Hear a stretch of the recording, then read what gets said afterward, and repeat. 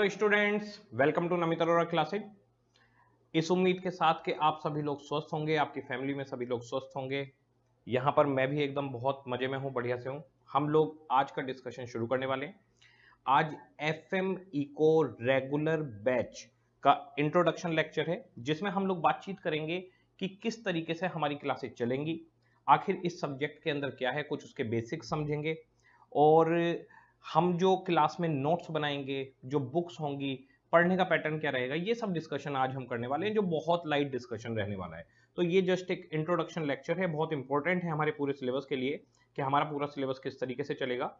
आप लोग ऑब्वियसली जब क्लास लेने बैठे हैं तो नोटबुक और पेन आपके पास होना चाहिए, कैलकुलेटर आपके पास होना चाहिए। क्या आप लोग लेके बैठे हुए हैं? आंसर कि मोस्ट ऑफ द बच्चे लेके बैठे होंगे कि भाई क्लास शुरू हो रही है तो फिर कॉपी चाहिए, पेन चाहिए, कैलकुलेटर चाहिए। तो मैं आप लोग को बता दूं कि आज इन सब चीज़ों को साइड रख दीजिए, रिलैक्स होकर आराम से सब्जेक्ट क्या है, सिलेबस क्या है, इसके अंदर किस तरीके से पढ़ाई चलेगी, एग्जाम का पैटर्न क्या रहेगा, ये सब डिस्कशन हम लोग करने वाले हैं। हल्का सा एफएम के बारे में बातचीत करेंगे। तो कॉपी पेंसिल पेन की कोई ज़रूरत नहीं है। जिन नोट्स को मैं यहाँ पर डिस्कस करने वाला हूँ वो ऑलरेडी आपकी बुक में है जी।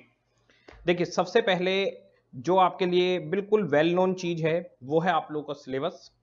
सिलेबस के अंदर फर्स्ट ग्रुप के अंदर अकाउंट, लॉ, कॉस्ट और टैक्स हैं। हम लोग सेकंड ग्रुप के अंदर हैं। सेकंड ग्रुप में advance account, audit, EIS, SM और एफएम एंड इको आपको मिलता है। हम एफएम एंड इको के लिए यहाँ पर आए हुए हैं। मैं आप लोग को बता दूं कि एफएम पूरी तरीके से न्यूमेरिकल है। आपके पास जो वेटेज इसकी रहती है वो 60 मार्क्स की रहती है और इको की 40 मार्क्स की। एग्जाम में जो आपको क्वेश्चन मिलेगा ये 70 मार्क्स का होगा और ये 50 मार्क्स का। इसमें से 10 मार्क्स आपके लिए ऑप्शनल है, कहीं पे छोड़ सकते हैं। 60 का अटेम्प्ट करना होता है, यहां पर 40 का अटेम्प्ट करना है। 10 मार्क्स की यहां पर भी आपको एक क्वेश्चन छोड़ देना होता है। तो चॉइस इको में भी मिलेगी और एफएम के अंदर भी मिलेगी। सर ये न्यूमेरिकल पेपर हैं या फिर ये थ्योरी पेपर हैं? मैं आपको बता दूं, एफएम के अंदर जो 70 मार्क्स का पेपर है इसमें से 60 मार्क्स तो पूरी तरीके से न्यूमेरिकल पेपर आएगा और 10 मार्क्स आपकी थ्योरी आएगी। तो मैं कह सकता हूं कि अगर 60 मार्क्स का न्यूमेरिकल है तो ऑब्वियसली बच्चे को अगर न्यूमेरिकल आता है तो वो वही अटेम्प्ट करेगा। तो 60 हम इसको न्यूमेरिकल पकड़कर चल सकते हैं। इकोनॉमिक्स की बात की जाए तो इकोनॉमिक्स के अंदर आपका 15 टू 20 मार्क्स न्यूमेरिकल आता है। तो इको के अंदर आपका 15 टू 20 मार्क्स न्यूमेरिकल आएगा और रिमेनिंग जो आपका बैलेंस पेपर होगा 30 मार्क्स के आसपास वो आपका थेरेटिकल होगा। यहां पर जो हमारे पास इकोनॉमिक्स है वो पूरे के पूरे सीए इंटर के अंदर सबसे आसान थ्योरी है ना। उसके अंदर ऐसे वर्ड्स हैं जो आपको परेशान करें, कोई टेक्निकल वर्ड नहीं, सिंपल सोवर लैंग्वेज में है। बिल्कुल स्टडी मॉड्यूल ने ही बिल्कुल सिंपल सोवर लैंग्वेज में लिखा हुआ है, बहुत आसान सी यूनिट्स में बंधा हुआ है। और ये ऐसा पेपर है जिसमें 40 में 40 मार्क्स बैक टू बैक हर अटेम्प्ट में बच्चों को मिलते हैं। तो हमारे यहाँ के बहुत सारे बच्चे हैं जिनको इको में 40/40 हर अटेम्प्ट में आते हैं। अगर मैं बात करूं एफएम की तो एफएम में भी हर अटेम्प्ट में 60 में 60 खूब बच्चों के आते हैं। यानी ये एक ऐसा पेपर है जो 100 मार्क्स स्कोर किया जा सकता है। पर बच्चे जैसे ही सुनते हैं सीए के अंदर के 100 मार्क्स की बात हो रही है तो वो कहते हैं सर 100 नहीं चाहिए, 60 दिलवा दो, बस पास करवा दो। तो मैं कहूंगा आप लोगों को कि नहीं, ये पेपर 60 के लिए नहीं बना हुआ, ये पेपर मिनिमम बना हुआ है 80 मार्क्स के लिए। तो 80 मार्क्स इसमें कम से कम आएंगे। देखो ऐसा होता है, पेपर के अंदर कोई चीज हमसे छूट गई, कुछ गलती हो गई, तो इस तरीके की चीज छोटी छोटी होती रहती हैं। जैसे अभी मई 2022 के पेपर के अंदर पूरा पेपर इतना आसान पेपर, ये सब्जेक्ट ही आसान है, एफएमई को बहुत ही आसान सब्जेक्ट है, इतना आसान पेपर आया कि बच्चे कह रहे हैं कि सर 120 के 120 मार्क्स का हमें आता था लेकिन थोड़ा सा लेंदी था। तो कोई 95 का अटेम्प्ट कर पाया, कोई 98 का अटेम्प्ट कर पाया, पूरे 100 के सिर्फ लिमिटेड स्टूडेंट्स अटेम्प्ट कर पाए क्योंकि पेपर वाकई में बहुत लेंदी था। तो लेकिन कुछ बच्चों की स्पीड तो बहुत फास्ट होती है ना लिखने की, तो वो 100 मार्क्स का अटेम्प्ट कर गए, वरना मोस्ट ऑफ द बच्चा 90, 95 इस तरीके से अटेम्प्ट करके आया। तो इसके अंदर 80 मार्क्स बिल्कुल कंफर्म है। बस मैं आपको जैसे बताऊंगा आपको मेरे साथ उस तरीके से चलना है। मैं आप लोगों को बोलूंगा कि ये होमवर्क करके अगला लेक्चर देखना है तो आप होमवर्क करने के बाद ही अगला लेक्चर देखेंगे। मैं आपको बोलूंगा ये यूनिट पूरी हो गई है, अब आपको टेस्ट देना है, उसके बाद ही आपको लेक्चर देखना है, तो आप टेस्ट देने के बाद ही लेक्चर देखेंगे, यानी जैसे मैं कहूंगा आप बिल्कुल उसी तरीके से चलेंगे। इस पेपर के अंदर 80 मार्क्स आपके फॉर श्योर है। इवन सेकंड ग्रुप का एग्रीगेट बनाने वाला सबसे बेहतरीन पेपर एफएम एंड इको है, और आप यकीन नहीं मानेंगे ये पूरे सीए इंटर का सबसे आसान पेपर है, सबसे आसान पेपर। इसका जो न्यूमेरिकल पोर्शन है वो सबसे आसान, जो इसका इको वाला पोर्शन है थ्योरी का, वो थ्योरी में सबसे आसान, यानी पूरे न्यूमेरिकल में सबसे आसान न्यूमेरिकल फाइनेंशियल मैनेजमेंट है, और पूरी थ्योरी में सबसे आसान थ्योरी इकोनॉमिक्स और फाइनेंस है। और अगर नहीं भी है तो हम उसे बनाएंगे, बस आपको हमारे साथ जिस तरीके से बताया जाएगा उस तरीके से चलना है। तो अगर सिलेबस की बात अब मैं शॉर्ट में करूं तो हम लोग पढ़ने जा रहे हैं ग्रुप 2 के अंदर financial management and economics for finance. पहले हम फाइनेंशियल मैनेजमेंट जो न्यूमेरिकल पोर्शन है वो पूरा खत्म करेंगे, क्योंकि 60 नंबर अपने पक्के हो जाएंगे, और बहुत सिंपल है, बहुत आसान। और उसके बाद हम इको करेंगे। इको लिखवा के की जाएगी क्योंकि थ्योरी है, ऑब्वियसली बुक होगी, एक्सप्लेनेशन भी होगी, बुक भी आपको मिलेगी, एक्सप्लेनेशन भी मिलेगी, लेकिन मैं लिखवा के करवाऊंगा, क्योंकि राइटिंग में अगर प्रैक्टिस होती है तो फिर मजा अलग हो जाता है। तो फुल एक्सप्लेनेशन और लिखकर करेंगे। और जो फाइनेंशियल मैनेजमेंट है उसका तो आप पूछिए ही मत। हमारे पास फाइनेंशियल मैनेजमेंट के अंदर न्यूमेरिकल शुरू से लेकर आखिरी तक चलेगा, और कल से ही नेक्स्ट लेक्चर से आपका न्यूमेरिकल स्टार्ट हो जाएगा। तो पहले एफएम उठाएंगे, उसे खत्म करेंगे, फिर इको उठाएंगे, उसे खत्म करेंगे। आपके पास अगर सारी वीडियो रिकॉर्डेड मोड में अवेलेबल हैं तो फिर आप पहले इको फिर एफएम भी कर सकते हैं, पर मेरा सजेशन ये है पहले एफएम निपटाओ फिर इको पे जाओ, ठीक है। अब बात करते हैं कि आपको क्या क्या बुक्स मिलेंगी इसके अंदर, स्टडी पैटर्न क्या रहेगा, ठीक है। देखिए सबसे पहले एफएम की प्रैक्टिकल बुक्स आपको मिलेंगी, जिसमें एक लिखा हुआ है बीक्यू, एक लिखा हुआ है पीवाईक्यू, और एक लिखा हुआ है सजेस्टेड रिवीजन। ये एफएम की मेन प्रैक्टिकल बुक्स जो आपके पास आएंगी, 2 वॉल्यूम में मिलेगी, वॉल्यूम 1 वॉल्यूम 2, और उसके अंदर बीक्यू पीवाईक्यू और सजेस्टेड डिवीजन इस तरीके से सेक्शन बटा हुआ होगा। What is the meaning of BQ? BQ का मतलब है बुक क्वेश्चन, बीक्यू की फुल फॉर्म है बुक क्वेश्चन।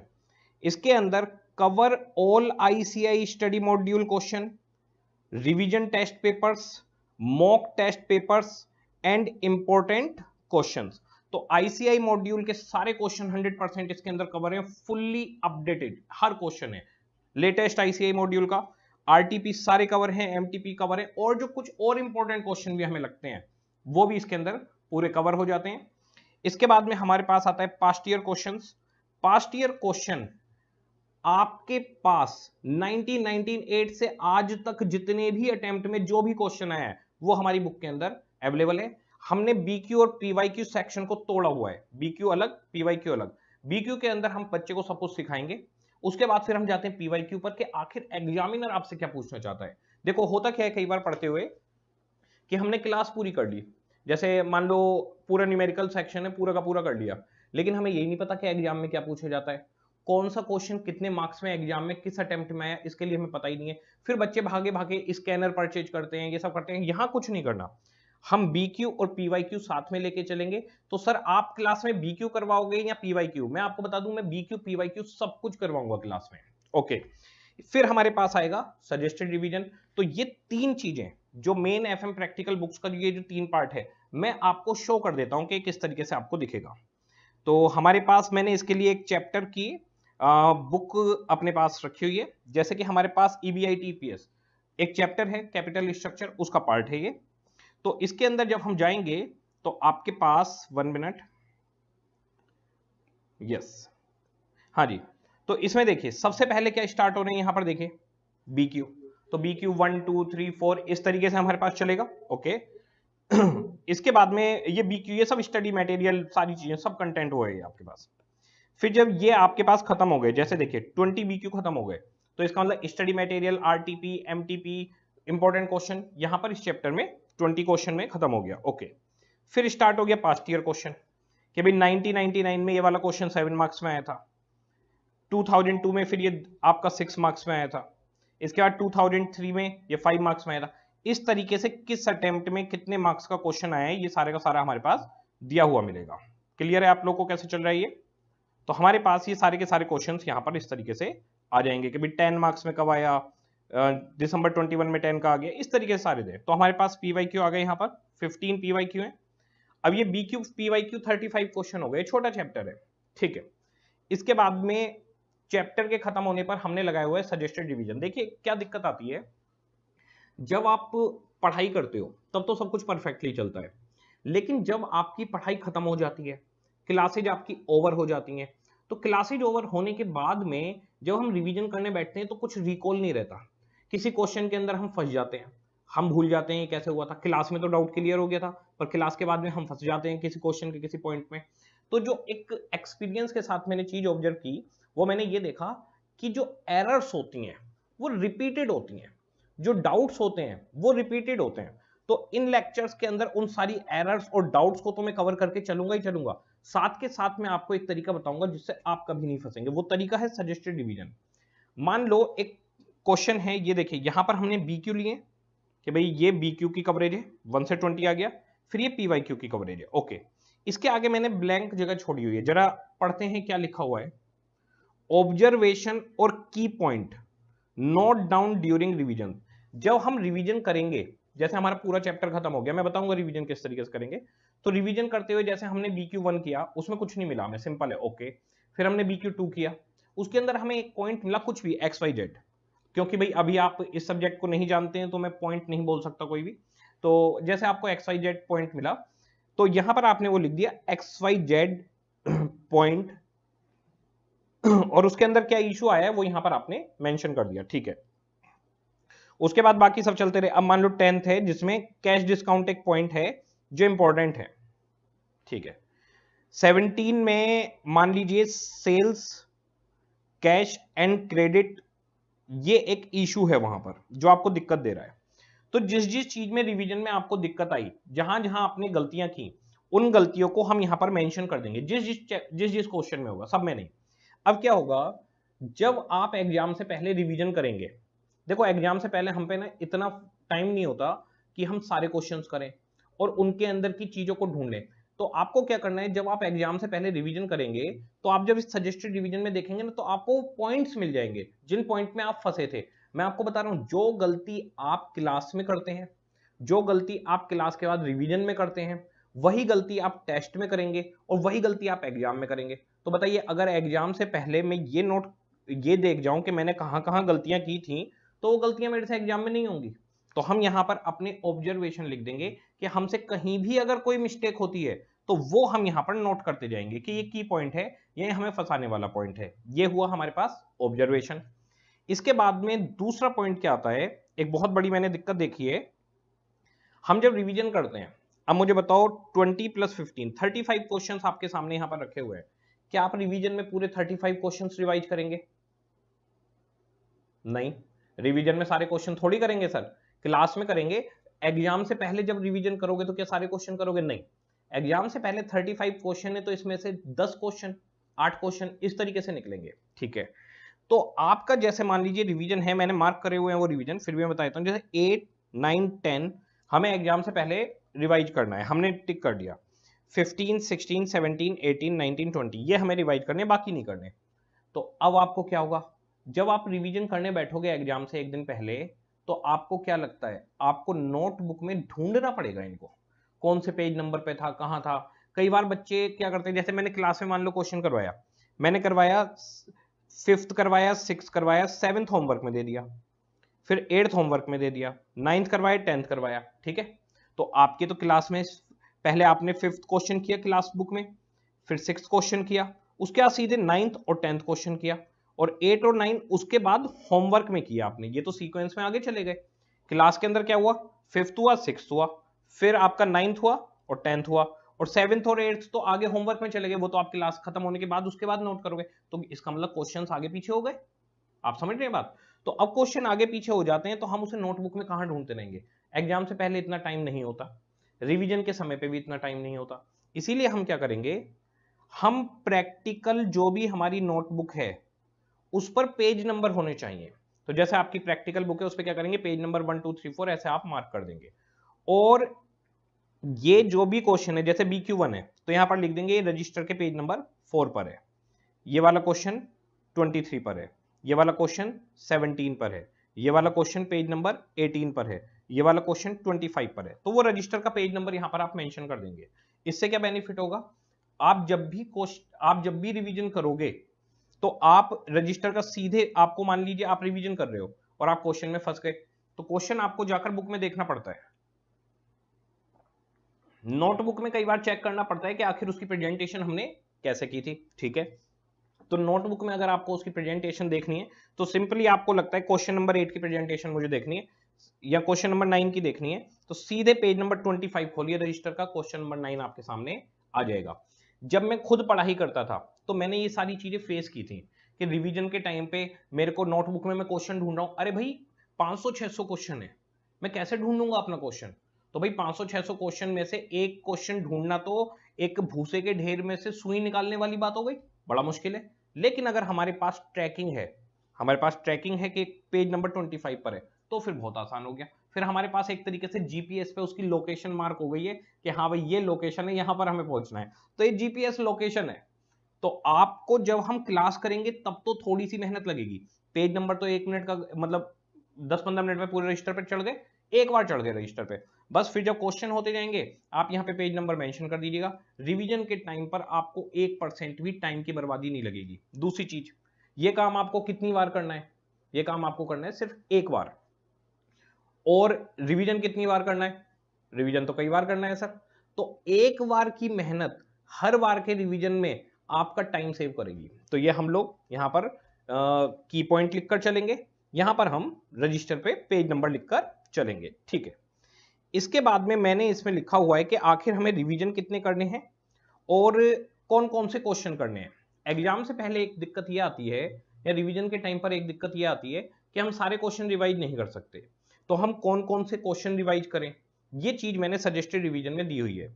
यहां पर है आपके पास दिया हुआ कि जो आपका फर्स्ट और सेकंड रिवीजन है उसमें तो सारे क्वेश्चन करने हैं। अब फर्स्ट और सेकंड रिवीजन कौन सा है, फर्स्ट रिवीजन होगा जैसे क्लास खत्म हुई जस्ट उसके बाद, मतलब आपकी पूरा चैप्टर जब खत्म हो गया, तो जैसे ही आपका चैप्टर पूरा कंप्लीट हुआ कोई भी, उस चैप्टर के कंप्लीट होने के बाद आप उस पूरे चैप्टर को जो देखेंगे उसे हम फर्स्ट रिवीजन मानते हैं। ठीक है, उसके बाद हर चैप्टर का टेस्ट दूंगा मैं आपको, वो टेस्ट बुक आपको पूरी मिलेगी, हर चैप्टर का टेस्ट मिलेगा आपको, तो फिर आप टेस्ट दे देंगे उसका। फिर जैसे ही आपके 2 या 3 चैप्टर कंप्लीट हो जाएंगे, देखो पहला चैप्टर हुआ उसका रिवीजन करा, टेस्ट दिया, फिर दूसरा चैप्टर हुआ उसका टेस्ट दिया, आगे रिवीजन करके आगे बढ़ गए, फिर तीसरा चैप्टर किया, रिवीजन करा, टेस्ट दे दिया। तो जैसे ही 2 या 3 चैप्टर हो जाएंगे और हमें लगता है कि हमारा एक एफएम का एक स्पेसिफिक कंटेंट कवर हो गया है, एक पोर्शन कवर हो गया है, तो हम क्या करेंगे, उन तीनों चैप्टर का, मान लो 3 चैप्टर को हम लेकर चल रहे हैं, तो उन तीनों चैप्टर का एक साथ पूरा रिवीजन फिर दोबारा से करेंगे, जिससे हमारे पास वो तीनों चैप्टर ऐसे हो जाएं कि अब हमारी उस पर पूरी ग्रिप बन गई है जी। तो जो वो रिवीजन होगा उसे हम मानते हैं सेकंड रिवीजन। ठीक है, उसके बाद में आपकी एफएम खत्म हो गई, पूरी की पूरी कंप्लीट हो गई। अब जी अब क्या करें सर, तो जब आपकी एफएम कंप्लीट हो गई और आपके अदर सब्जेक्ट्स चल रहे हैं, तो बीच बीच में आप एफएम को उठा के कभी कभी रिवाइज करेंगे, उसे हमने माना है कि थर्ड, फोर्थ या फिफ्थ रिवीजन उसे हम मानकर चल रहे हैं, जितना आपके पास टाइम है उतना रिवीजन आप कर पाओगे। ठीक है, फिर है रिवीजन ड्यूरिंग एग्जाम, तो जैसे आपका नवंबर अटेम्प्ट है तो अक्टूबर में रिवीजन करोगे, मई अटेम्प्ट है तो अप्रैल में रिवीजन करोगे, तो 1 मंथ बिफोर एग्जाम जो रिवीजन होता है उसे हम रिवीजन ड्यूरिंग एग्जाम मानकर चल रहे हैं। उस टाइम पर और भी सिलेक्टेड क्वेश्चन आपको करने होते हैं, वो सिलेक्टेड क्वेश्चन मैंने अपने हिसाब से यहाँ पर मेंशन किए हुए हैं। ये जो मैंने क्वेश्चन मेंशन किए हैं ये वो क्वेश्चन है जिनके बाहर से एग्जाम में नहीं आता, और सारे के सारे कंसेप्ट जिनके अंदर कवर हो जाते हैं। तो ये वो क्वेश्चन है कि सारे कंसेप्ट इनके अंदर A to Z आपके कवर हो जाते हैं, तो वो क्वेश्चन मैंने यहां पर मार्क किए हुए हैं। आप सेम सजेस्टेड रिवीजन अपने हिसाब से बना सकते हैं। मान लीजिए हो सकता है कि मैंने कोई क्वेश्चन इतना इंपॉर्टेंट नहीं समझा, क्योंकि मुझे वो लगता है कि वो बहुत आसान है, और अगर वो एग्जाम में आएगा तो मुझे उसकी रिवीजन की जरूरत नहीं, मैं सीधे कराऊंगा। ये मेंटेलिटी होती है बड़ी क्लियर सी। हम रिवीजन में वो क्वेश्चंस करते हैं जिनमें हम फंसते हैं। ठीक है, जो आसान क्वेश्चन होते हैं उनको हम भाई रिवीजन में क्यों करेंगे, वो तो हम कर ही देंगे ना एग्जाम में। तो जो फंसने वाले क्वेश्चन होते हैं हम उन्हें करते हैं। तो ये जो सजेस्टेड रिवीजन बनाया है मैंने इस हिसाब से बनाया कि इसमें सारे कंसेप्ट कवर है। आपको अगर इसमें ऐसे क्वेश्चन लगते हैं कि 2-4 क्वेश्चन के ये तो हमें इतने अच्छे से आ गए हैं कि हम आंखें बंद करके भी उसको सोल्व कर सकते हैं, बहुत परफेक्ट हो गया जी अपना हाथ, तो अरे बस फिर क्या चाहिए, तो उसको आप यहां से हटा सकते हैं कि भाई ये वाला क्वेश्चन तो आसान है, ये करने की जरूरत नहीं है। और आपको लगता है कि कोई क्वेश्चन ऐसा है जो नमित सर ने यहाँ पर मार्क नहीं करवाया लेकिन इंपॉर्टेंट है, एग्जाम से पहले करना चाहिए, तो उस पर आप वाई लिख देंगे कि भाई ये एडिशनल क्वेश्चन है। तो आप सजेस्टेड रिवीजन में अपने हिसाब से थोड़ी बहुत मैनिपुलेशन कर सकते हैं, लेकिन मैनिपुलेशन आप 20% से ज्यादा नहीं कर पाएंगे, ये मैक्सिमम मैनिपुलेशन है, पर आप इसे कर सकते हैं। तो हमारे पास ये हुआ बुक का पैटर्न जो आपको प्रैक्टिकल बुक मिलेगी।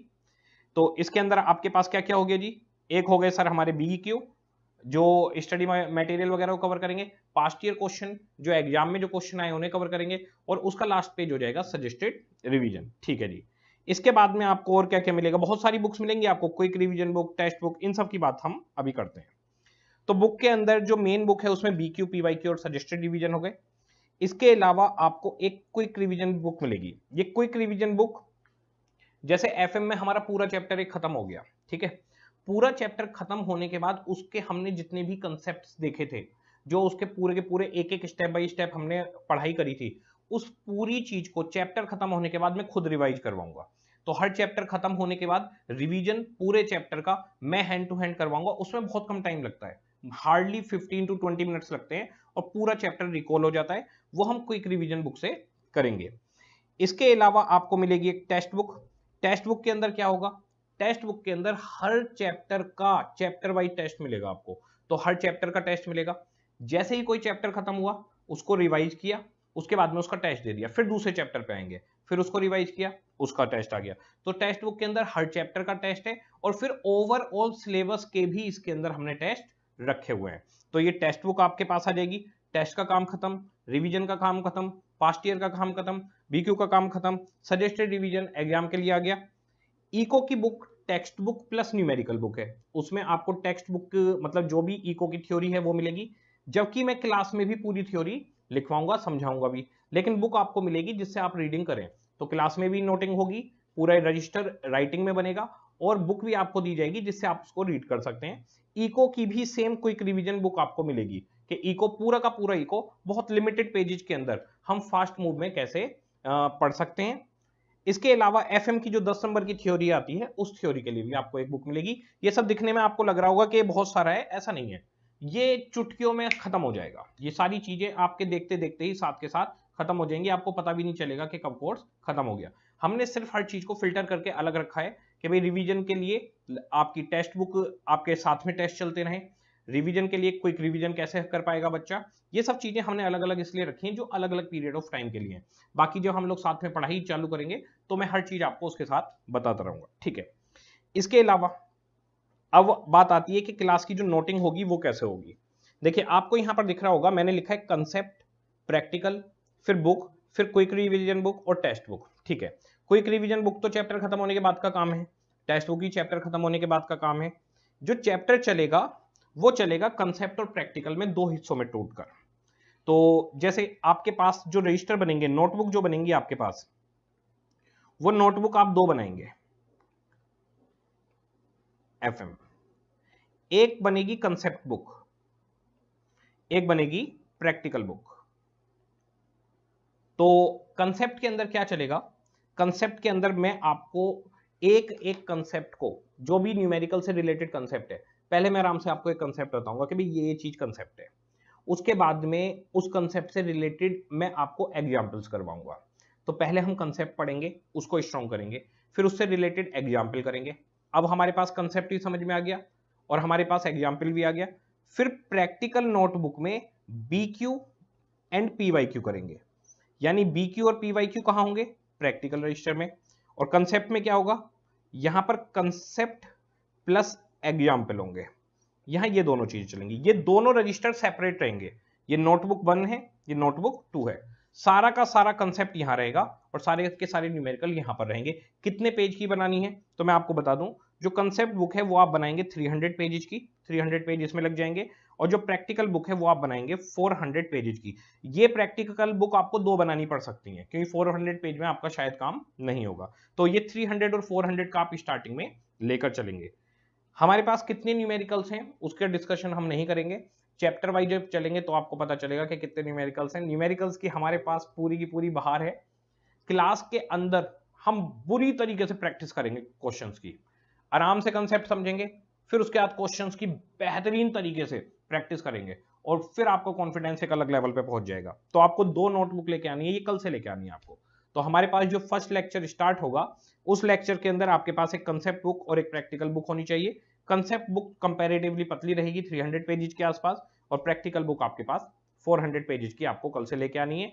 प्लस आपको एक कैलकुलेटर साथ में रखना है और आपको पेन ऑब्वियसली लेकर आना है। पेन आप 2 कलर के ले लीजिएगा, जैसे एक ब्लू या ब्लैक, और एक रेड पेन ले लीजिएगा चीजों को अंडरलाइन और हाईलाइट करने के लिए, कि भाई कोई भी चीज अगर हमें इंपॉर्टेंट लग रही है तो हम वो डिफरेंट पेन से अंडरलाइन या हाईलाइट कर देंगे, ठीक है।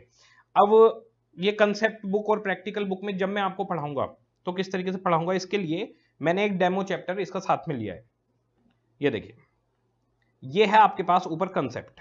तो देखिए कंसेप्ट में किस तरीके से आपको मिलेगा, कंसेप्ट बुक हम किस तरीके से करेंगे। जैसे फर्स्ट चैप्टर हमारे पास आ गया, तो इसका बेसिक, इसका स्टेटमेंट किस तरीके से बनता है, किस चीज से क्या चीज लिंक होती है, जो भी वो चलता रहेगा साथ के साथ। इसके बाद में इससे रिलेटेड ये एग्जाम्पल शुरू हो जाएंगे, प्रॉपर एग्जाम्पल जैसे एग्जाम में क्वेश्चन आते हैं वो सब हम यहीं पर करेंगे। फिर इसके आपके यहाँ पर सॉल्यूशन होगा, फिर और एग्जाम्पल और सॉल्यूशन, फिर कोई अगर पॉइंट है कोई भी कंसेप्ट वो यहाँ पर आता जाएगा, फिर ये पूरा कंसेप्ट खत्म हो गया, खत्म, अब दूसरा कंसेप्ट शुरू। इस तरीके से हमारे पास पूरे कंसेप्ट यहाँ पर चलते रहेंगे। तो जो कंसेप्ट का रजिस्टर है उसमें बहुत सारे एग्जाम्पल्स होने वाले हैं कंसेप्ट के साथ, वो सेपरेट मेंटेन करना है, ठीक है। ये क्या हेल्प करेगा आपको, जब आप कभी भी रिवीजन करने में बैठेंगे तो आप सीधे न्यूमेरिकल नहीं कर सकते। आप कोई मतलब महान नहीं है इतने कि आपको सब कुछ याद है और आपकी एफएम खत्म हो गई और 2 महीने बाद आपने एफएम उठाई और क्वेश्चन करने चालू करे और बन जाए ना, कॉन्फिडेंस ही नहीं आएगा। ऐसा लगेगा पूरा सब्जेक्ट भूल चुके हैं। वो कॉन्फिडेंस कैसे आएगा, पहले कंसेप्ट का रजिस्टर पढ़ना है जब भी रिवीजन करना है, वो चीज मैं आपको साथ के साथ बताऊंगा पढ़ाते हुए। तो कंसेप्ट का रजिस्टर आपको उठा के पहले पढ़ना है, उसके अंदर बेस बिल्डिंग है, एक कंसेप्ट, उससे रिलेटेड एग्जाम्पल क्या क्या होगा, कैसे कैसे होगा, फिर दूसरा कंसेप्ट, उसकी बेस बिल्डिंग क्या क्या होगा, कैसे कैसे होगा। वो पूरा कंसेप्ट पढ़ने के बाद जब आप न्यूमेरिकल देखेंगे फिर चुटकियों में बन जाएगा, क्योंकि कंसेप्ट पढ़ते हुए आपको वो चैप्टर पूरा का पूरा रिकॉल हो जाएगा। तो कंसेप्ट का रजिस्टर अलग और न्यूमेरिकल का अलग। मैं आपको दिखा भी दूं, ये कंसेप्ट थोड़ा बोला नहीं है, ये एक चैप्टर का है और आप देख रहे हैं ये अच्छा खासा हमारे पास कंसेप्ट रहेगा। दूसरा आ गया प्रैक्टिकल। अब प्रैक्टिकल वाले में क्या रहेगा, प्रैक्टिकल वाले में देखिए BQ, अगला BQ, फिर उससे अगला BQ, इस तरीके से BQ PYQ यहां पर चलते रहेंगे। तो बुक के क्वेश्चन, पास्ट ईयर क्वेश्चन वो यहां पर आपके चलते रहेंगे, वो न्यूमेरिकल पोर्शन का पार्ट हो गया। तो FM हम पूरी तरीके से न्यूमेरिकल पकड़ के चल रहे हैं। और तीसरी चीज आपके पास जो आ जाती है वो बुक आ जाती है। तो यहां पर मैंने अभी तो ये सब ब्लैंक है, यहां पर बता रहा हूं। तो कंसेप्ट का रजिस्टर अलग, प्रैक्टिकल का अलग, बुक, क्विक रिवीजन और टेक्स्ट बुक। अच्छा होगा क्या, आपको कैसे पता चलेगा कब कहां पर लिखना है, बहुत सिंपल है। मैं खुद अपने पास 2 बुक लेके चल रहा हूं, कंसेप्ट और प्रैक्टिकल। तो जैसे कंसेप्ट बुक होगी तो मैं आपको बोल दूंगा कि बच्चों कंसेप्ट की बुक में लिखना है, तो आप कंसेप्ट के रजिस्टर में अपना मेंशन करेंगे। तो हमने कंसेप्ट वगैरह लिखा, एक कंसेप्ट पूरा हो गया जी। फिर उसके बाद में मैं आपको बोल दूंगा कि बच्चों आ जाओ अब न्यूमेरिकल वाले में आ जाना है, ठीक है।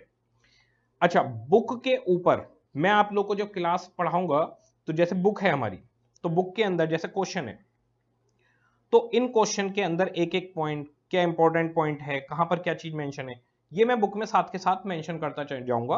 आप लोग भी साथ में अगर आपको लगता है कि भाई जरूरी है उस चीज को हाईलाइट या मेंशन कर सकते हैं, तो ये आप साथ के साथ कर सकते हैं। तो हम बुक के ऊपर एक एक पॉइंट पहले पूरा समझेंगे। तो हमारा जो पढ़ाने का तरीका है वो ये है, जैसे ये वाला क्वेश्चन चल रहा है BQ7, तो मैं आराम से जैसे एक मैं आपको पढ़ के एग्जाम्पल देता हूं कि किस तरीके से हमारा चलेगा।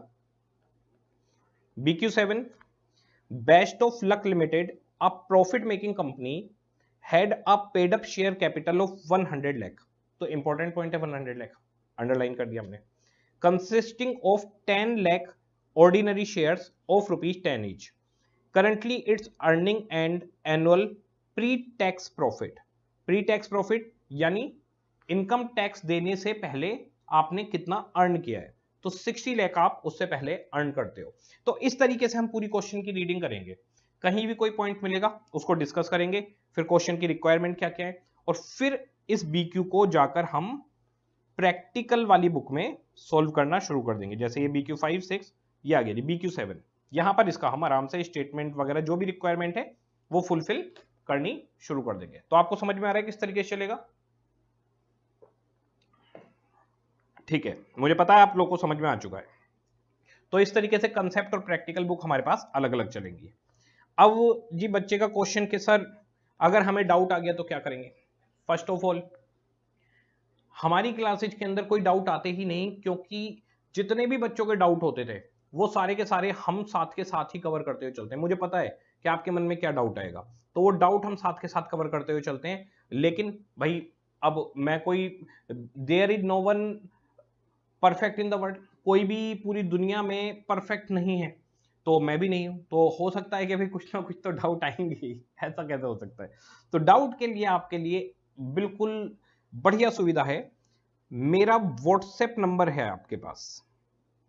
आपको व्हाट्सएप नंबर पे क्या करना है, आपको फोन नहीं करना, आपको इस पे करना है व्हाट्सएप 9891314730। ये नंबर नोट कर लीजिएगा, इस नंबर पे आपको व्हाट्सएप करना है। व्हाट्सएप आप करेंगे कैसे, वो चीज मैं आपको बताता हूं। देखिए ऐसा होता है, डाउट को टाइप करने में लगता है बहुत ज्यादा टाइम, कोई भी डाउट टाइप करने में बहुत ज्यादा टाइम लगता है। आप क्या करेंगे, जैसे कि आपको मैंने क्वेश्चन, मान लीजिए ये वाला कोई क्वेश्चन है, BQ8 है कोई, ये मैंने आपको दे दिया कि भी होमवर्क में दे दिया, क्लास में करवाया, व्हाटएवर।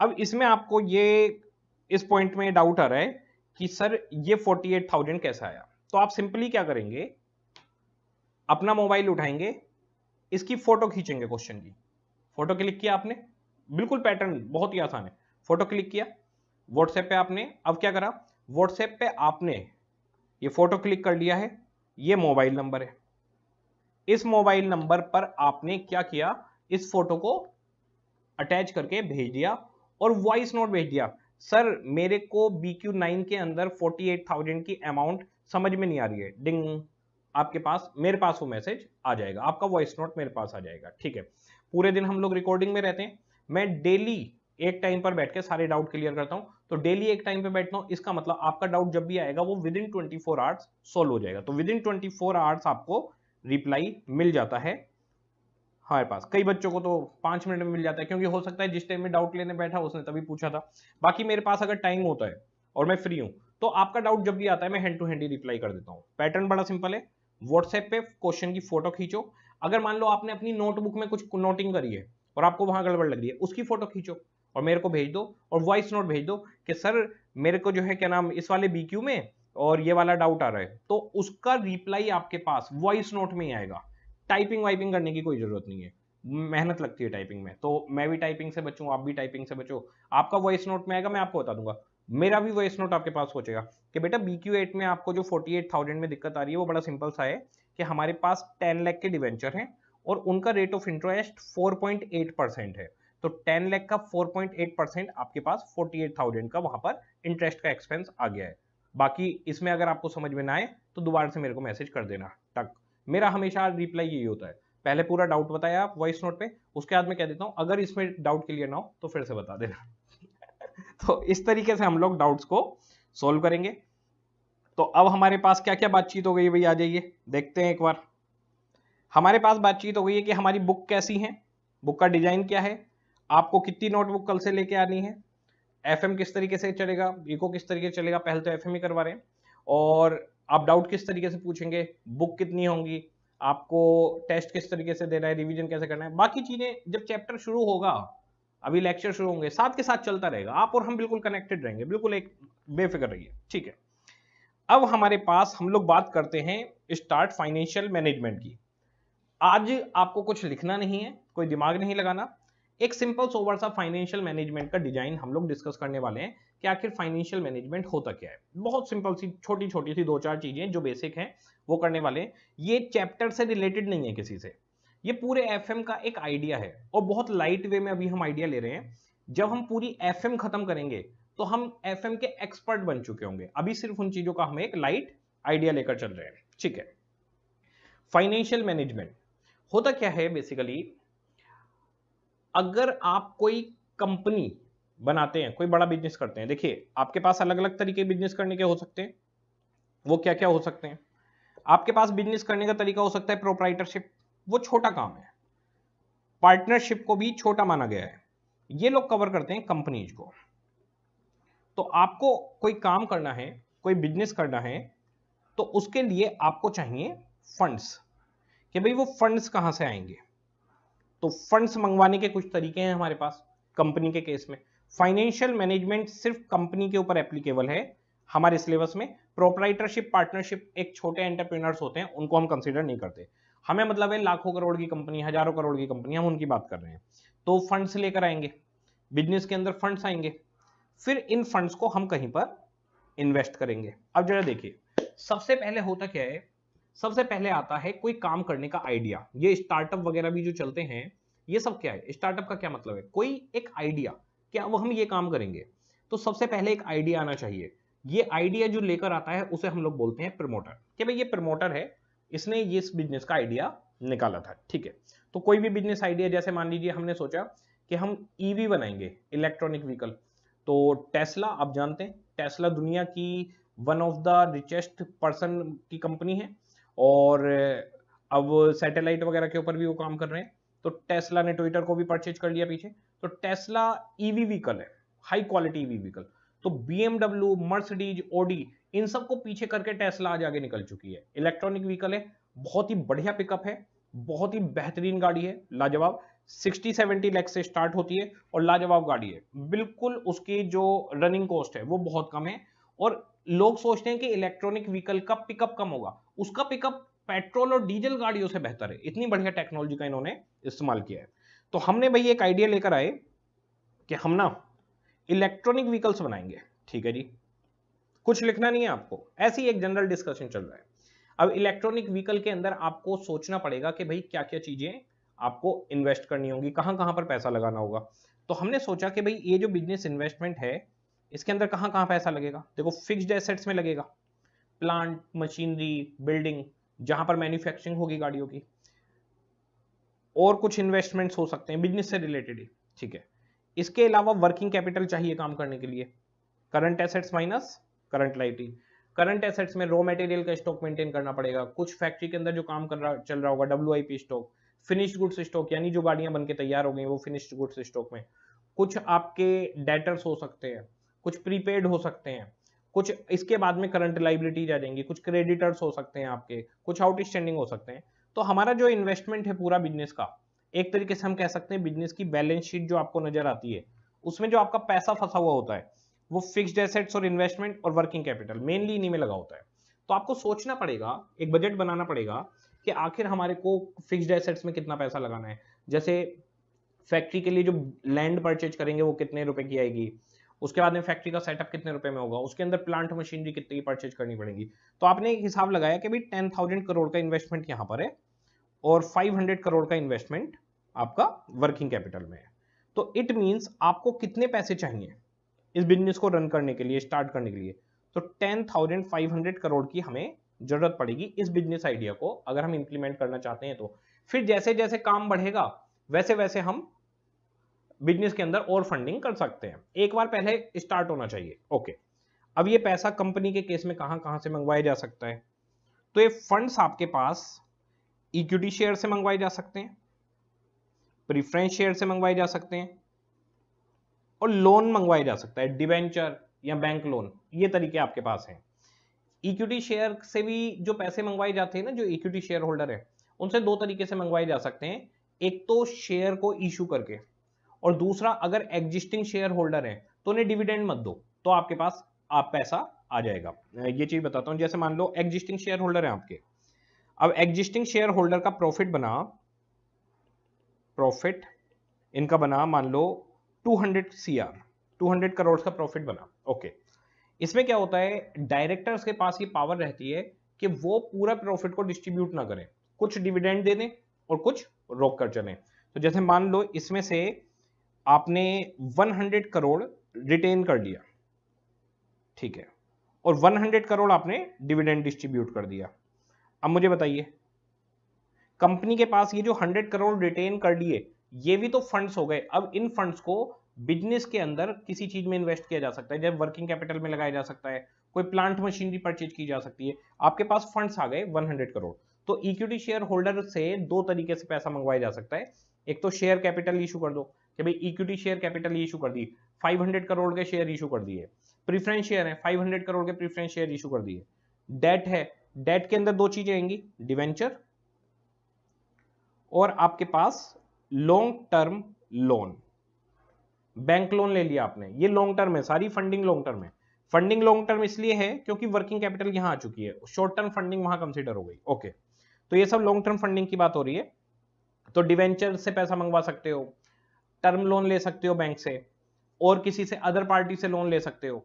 जैसे अनिल और मुकेश के बीच में जब ये हुआ था कि एक बैंकरप्ट हो गया, तो भाई ने भाई को 500 करोड़ का लोन दे दिया था, पर्सनल लोन। तो आप इस तरीके से लोन अरेंज कर सकते हो कि भाई बैंक, एसबीआई बैंक से, एचडीएफसी बैंक से लोन ले लिया आपने, या फिर आप लोन लेने के लिए गए तो आपने लोन ले लिया, आपने किसी फ्रेंड से, कोई डायरेक्टर लोन दे देता है। इस तरीके से लोन्स आप अरेंज कर सकते हो, लॉन्ग टर्म होने चाहिए और डिवेंचर इशू होंगे। ठीक है, तो हमारे पास जो फंडिंग है वो इन सोर्सेज से आ सकती है।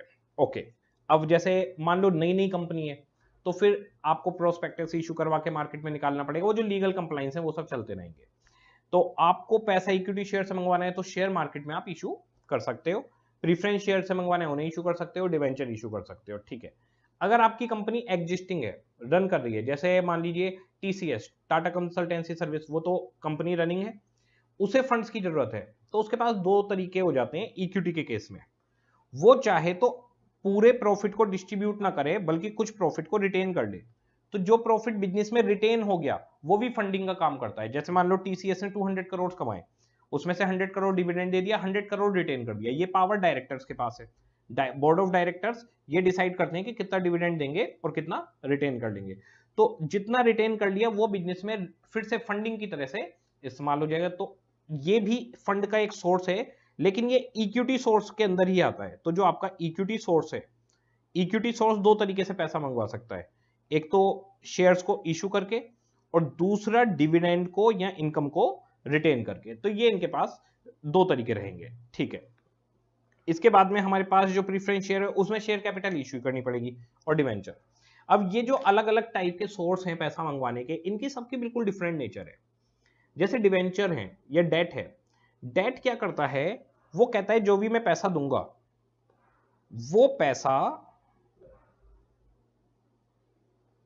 इंटरेस्ट से बाउंड होगा, यानी जो भी पैसा आपको मिलेगा उस पर आपको इंटरेस्ट देना पड़ेगा। तो अगर मान लीजिए इंटरेस्ट का रेट है मान लीजिए 10%, ओके, तो अब डिवेंचर मान लीजिए हमारे टोटल कितना चाहिए, 10,500 करोड़, 2,000 करोड़ मान लीजिए डिवेंचर देते हैं, तो वो 10% इंटरेस्ट से बाउंड होगा, यानी आपको 200 करोड़ का इंटरेस्ट इनको वापस में देना होगा।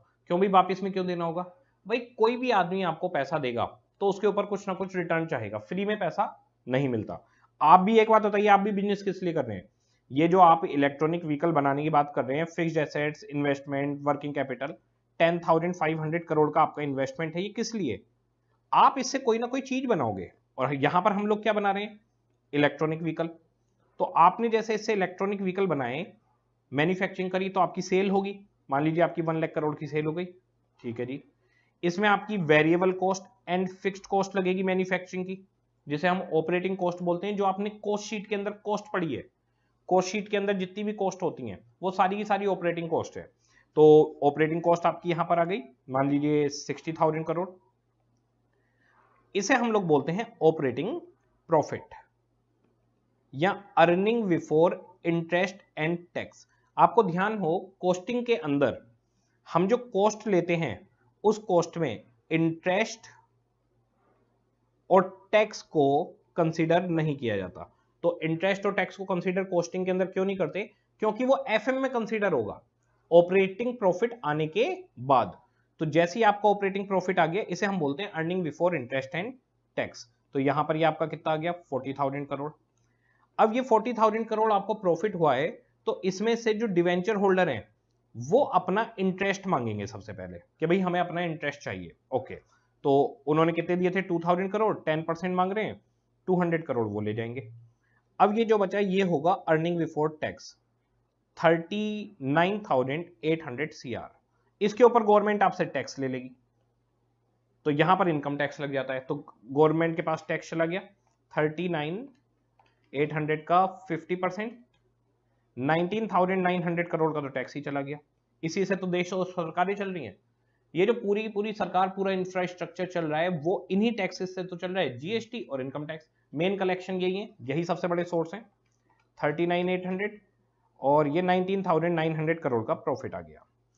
अब इसके बाद में इसको हम बोलते हैं अर्निंग आफ्टर टैक्स। ये सब ओरली चल रहा है, कुछ करना नहीं है अभी, ऐसी बात चल रही है। तो सबसे पहले हमने कुछ बनाकर बेचा, उसके बनाने के कुछ खर्चे लगे, फिर हमारे पास ऑपरेटिंग प्रॉफिट यानी ईबीआईटी आया, earning before interest and tax. इसके बाद में हमारे पास उसमें से इंटरेस्ट की पेमेंट गई, फिर जो बचा उस पर इनकम टैक्स चला गया, और फिर आ गया earning after tax. Earning after tax में से फिर प्रीफरेंस शेयर होल्डर अपना डिविडेंड मांगते हैं। प्रीफरेंस शेयर होल्डर की क्या आपके साथ कॉन्ट्रैक्ट रहता है कंपनी के साथ? प्रीफरेंस शेयर होल्डर का कॉन्ट्रैक्ट ये रहता है कि भाई ऐसा है, हम पैसा आपको देंगे, हम भी एक शेयर होल्डर हैं, हम भी कंपनी के मालिकों में से एक हैं, लेकिन हमको रिटर्न जो चाहिए वो फिक्स चाहिए। तो इनको रिटर्न फिक्स चाहिए, प्लस इनको रिटर्न में प्रीफरेंस चाहिए। दो शेयर होल्डर हो गए ना, एक इक्विटी शेयर होल्डर, एक प्रीफरेंस शेयर होल्डर। ये कहते हैं मेरे को प्रीफरेंस चाहिए in terms of payment of dividend and in terms of redemption over equity share. यानी इक्विटी शेयर को डिविडेंड देने से पहले तुम मुझे डिविडेंड दोगे, और इक्विटी शेयर होल्डर को पैसा कभी भी वापस देना है। कंपनी मान लीजिए वाइंडिंग अप पे चली जाती है, तो वाइंडिंग अप के टाइम पर प्रीफरेंस शेयर होल्डर्स को पहले पैसा दिया जाएगा। तो प्रीफरेंस शेयर होल्डर्स का शेयर होल्डिंग में प्रीफरेंस है किस बात का? एक तो उनको डिविडेंड फिक्स मिलेगा और पहले मिलेगा, दूसरा जब भी कंपनी लिक्विडेट होगी तो उनको पैसा पहले मिलेगा इक्विटी से पहले। तो दोनों शेयर होल्डर में ये प्रीफरेंस रखते हैं ओवर डिविडेंड एंड रीपेमेंट। ठीक है, ये रिटर्न भी फिक्स मांगते हैं। जैसे ये कह रहे हैं हमें तो 20% रिटर्न चाहिए, इनसे भी 2000 करोड़ मंगवा लिए हमने, तो 400 करोड़ आपको अब इन्हें देना पड़ेगा, 200 करोड़ ये ले गए। इंटरेस्ट जो दिया जाता है वो इनकम टैक्स लगने से पहले दिया जाता है। इनकम टैक्स कहता है कि इंटरेस्ट एक अलाउड एक्सपेंस है, तो ठीक है जी, ये हो गया। प्रीफरेंस शेयर कैपिटल के अंदर आपके पास 20% यानी 400 करोड़ का डिविडेंड देना है, डिविडेंड आफ्टर टैक्स आइटम है। तो हमारे पास क्या होता है, जैसे सेल प्रॉफिट आ गया, प्रॉफिट में से पहले इंटरेस्ट दिया जाएगा, फिर अर्निंग बिफोर टैक्स आ गया, फिर गवर्नमेंट टैक्स ले जाएगी, टैक्स के बाद में प्रीफरेंस डिविडेंड दिया जाएगा 400 करोड़ का, भाई ये आ गया। अब हमारे पास बचा 19,500 करोड़, ये earning for equity share holder है। ये पैसा इक्विटी शेयर होल्डर को मिलेगा। अब जरा सोच के देखिए, इक्विटी शेयर होल्डर को कितना पैसा मिल रहा है? 19,500 करोड़। इक्विटी शेयर होल्डर से आपने पैसा कितना मंगवाया होगा? टोटल 10,500 करोड़ का इन्वेस्टमेंट है, 200 करोड़ 2000 करोड़ यहां से आ गया, 2000 यहां से आ गया, 4000 आ गया। इसका मतलब इक्विटी शेयर होल्डर से 6500 करोड़ आपने मंगवाए थे। अब सोचो इक्विटी शेयर होल्डर ने पैसा कितना लगाया है? 6500 करोड़, और उनको एक ही साल में प्रॉफिट कितना मिल गया? 19,500 करोड़। इसका मतलब ये कंपनी बहुत तगड़ी रिटर्न दे रही है, ये बिजनेस बहुत बेहतरीन रिटर्न दे रहा है। जो बिजनेस इस तरीके से रिटर्न देता है वो बिजनेस का जो मार्केट शेयर होता है, जो मार्केट प्राइस ऑफ शेयर होता है उसका, वो बहुत ऊपर चला जाता है। जैसे फेस वैल्यू शेयर की 10 रुपए, और वो बाजार में कितने का बिक रहा है? बाजार में यही शेयर बिक रहे होते हैं 75,000 रुपए का एक शेयर। यानी जो शेयर 100 रुपए का था वो 10 रुपए का था, वो 75,000 का बिक रहा है। एमआरएफ का शेयर 10 रुपए वाला शेयर 75,000 रुपए में ट्रेड होता है मार्केट में। तो इन शेयर्स की वैल्यू बढ़ती कैसे? होता क्या है, हर साल मोटा मोटा प्रॉफिट आता है शेयर होल्डर्स के पास, और वो क्या करते हैं, जो मोटा प्रॉफिट आता है उस प्रॉफिट को रिटेन करके बिजनेस में लगा देते हैं, फिर और भी कैपिटल बढ़ जाती है। अब जैसे डायरेक्टर ने तय किया कि इसमें से हम 500 करोड़ का डिविडेंड देंगे और 19,000 करोड़ अपने बिजनेस में लगा देंगे, तो अब ये 19,000 करोड़ रुपए किसके हो गए? ये हो गई रिटेन अर्निंग। अब ये 19,000 करोड़ की फंडिंग और आ गई बिजनेस के अंदर। ये 19,000 करोड़ यहां पर और ऐड हो गया। इस 19,000 करोड़ से क्या करोगे? और प्लांट एंड मशीनरी और फैक्ट्री सेटअप। अभी हमने एक स्टेट में लगाया इंडिया के, अब हम इंडिया के दूसरे स्टेट में लगाएंगे, तीसरे स्टेट में लगाएंगे, फिर चाइना में फैक्ट्री लगाएंगे, अपनी यूएसए में लगाएंगे, पूरी दुनिया में गाड़ियां बेचेंगे, पूरी दुनिया पे हमारा कंट्रोल होगा, हर जगह हमारी गाड़ियां बिकेंगी। तो पैसा कमाते जाओ, लगाते जाओ, कमाते जाओ, लगाते जाओ, कमाते जाओ, लगाते जाओ। मुझे बताइए अब इक्विटी शेयर होल्डर की फंडिंग कितनी हो गई? पहले 6500 करोड़ थी, अब 19,000 करोड़ और बिजनेस के अंदर इनके बढ़ गए। ये हो गई इनकी फंडिंग 19,000 प्लस 6500, 25,500 करोड़ हो गए अब इनके। तो एक साल पहले जो 6500 करोड़ थे वो 25,500 करोड़ हो गए। आप समझ रहे हैं, सुनते हैं ना, स्टार्टअप यूनिकॉर्न बन गए। यूनिकॉर्न का मतलब होता है वो स्टार्टअप जो हाईली सक्सेसफुल हो गया। तो उनके जो 10 करोड़ की कंपनी होती है कि 10 करोड़ रुपए लगाए थे, वो 10 करोड़ 1200 1500 2000 करोड़ बन जाते हैं, 10,000 करोड़ बन जाते हैं, एकदम से उनकी वैल्यू बढ़ जाती है। वो किस लिए? उनका आइडिया मार्केट में काम कर गया, लोगों ने उनकी चीजों को एक्सेप्ट करा। और आज की डेट में हर कोई प्रॉफिट पे काम करता है, मोटे प्रॉफिट पे हमने काम किया और हम जीत गए, हमारे को प्रॉफिट हो गया। लेकिन सारे स्टार्टअप सक्सेसफुल नहीं होते, कुछ फेल भी होते हैं। इसी बिजनेस को अभी फेल करके दिखाते हैं। सोच के देखिए, हमने इन्वेस्टमेंट करा 10,500 करोड़, सब कुछ किया, हमारी सेल 1,000 करोड़ हुई, वेरिएबल और फिक्स्ड कॉस्ट हमारी लग गई 600 करोड़। हमारा प्रॉफिट कितना आया? हमारा प्रॉफिट आया 400 करोड़। आप समझ रहे हैं भाई? जरूरी थोड़ी है हमारा आइडिया सक्सेसफुल हो। खुशी का माहौल था दोस्तों, अभी थोड़ा दुख का माहौल आ गया। अभी कितना अच्छा लग रहा था, 6500 करोड़ लगाए, 19,500 करोड़ एक साल में कमा लिए। मतलब 6500 करोड़ लगाकर 3 गुना पैसा कमा गए एक साल में, आपकी कैपिटल 3 गुना हो गई एक ही साल में। वाह, बहुत मजा आ रहा था। अब थोड़ा सा दुख का माहौल, सारे स्टार्टअप सक्सेसफुल नहीं होते। ओके, तो जी 1000 करोड़ की सेल हुई, 600 करोड़ खर्च हो गया, 400 और 200 करोड़, 400 करोड़ कमाए। अब जो डिवेंचर होल्डर है वो सेफ है, वो तो कहते हैं हमें तो 100 करोड़ चाहिए, वो तो अपने 100 करोड़, वो 200 करोड़ लेके जाएंगे, उन्हें इंटरेस्ट चाहिए। अब बताइए कितना प्रॉफिट बचा? 200 करोड़। गवर्नमेंट कहती है हमें 100 करोड़ का टैक्स, तो बात खत्म। गवर्नमेंट भी आपके साथ इंसाफ नहीं करती, वो भी लालची है। कोई आपके साथ नहीं है दोस्तों, सिर्फ एक ही चीज आपके साथ है, और वो है आपकी नॉलेज। अगर आपको फाइनेंशियल मैनेजमेंट आता है तो आप ये गलती नहीं करते जो ये कंपनी करने जा रही है। अभी आप देखेंगे इस कंपनी के साथ क्या होने वाला है। अब देखिए 100 करोड़ कमाई हुई है सिर्फ। मुझे बताइए प्रीफरेंस शेयर्स को कितना देना है? भाई साहब प्रीफरेंस शेयर्स की डिमांड है 400 सीआर की, और मैं आपको बता दूं अगर प्रीफरेंस शेयर को आप इस साल पैसा दे पाओगे तो आंसर इज नो, नहीं दे पाओगे, आपके पास इतने अवेलेबल प्रॉफिट ही नहीं है। इसका मतलब 300 सीआर अभी कम पड़ गए हैं, तो ये 300 सीआर क्यूमुलेटिव हो जाएंगे। अब अगले साल प्रीफरेंस शेयर का बर्डन और बढ़ने वाला है। अभी बताइए कितने शॉर्ट रहने वाले हैं? 300 सीआर शॉर्ट रहने वाले हैं। अगले साल प्रीफरेंस शेयर अपने 400 करोड़ मांगेंगे, प्लस 300 सीआर जो शॉर्ट रह गए हैं वो मांगेंगे। अगले साल 700 सीआर देना पड़ेगा आपको, तो 700 करोड़ नेक्स्ट ईयर में हमें देने। खैर इस साल में अगर मैं देखूं, मैं मानता हूं कि प्रीफरेंस शेयर का तो फिक्स है, इस साल नहीं दोगे तो अगले साल दोगे, देना तो पड़ेगा ही, आपके ऊपर बर्डन है ये। तो मैं कह सकता हूं कि इक्विटी शेयर होल्डर 300 करोड़ के नुकसान में चल रहे हैं इस साल। 100 करोड़ का प्रॉफिट था, 400 देने प्रीफरेंस शेयर होल्डर को, नहीं दे पाए क्योंकि शॉर्ट पड़ गया, अगले साल दोगे। ओवरऑल 300 करोड़ का लॉस इक्विटी शेयर होल्डर को हो गया। बताइए इस कंपनी का क्या होगा? लोग इसके शेयर्स बेच के भागेंगे, क्योंकि ये कंपनी नुकसान दे रही है। भाई पहले ही साल में नुकसान है, आगे और भी नुकसान होंगे। तो मुझे बताइए ये कंपनी क्या हो जाएगी, ये स्टार्टअप क्या हो जाएगा? फेल। 6500 करोड़ लोगों ने लगाए थे, 300 करोड़ तो नुकसान हो चुका है अभी तक। अब बताइए आगे आने वाले सालों में भी और नुकसान होगा। जिससे ये नुकसान ना हो, जिससे हमारी कंपनी को फायदा ही फायदा हो, जिससे हमारे मार्केट में शेयर के प्राइस की वैल्यू बढ़े, इस चीज के लिए जो मैनेजमेंट होता है that is called as financial management. तो what is the meaning of financial management? Financial management का काम है फंड्स को अरेंज करना, फंड्स को इन्वेस्ट करना।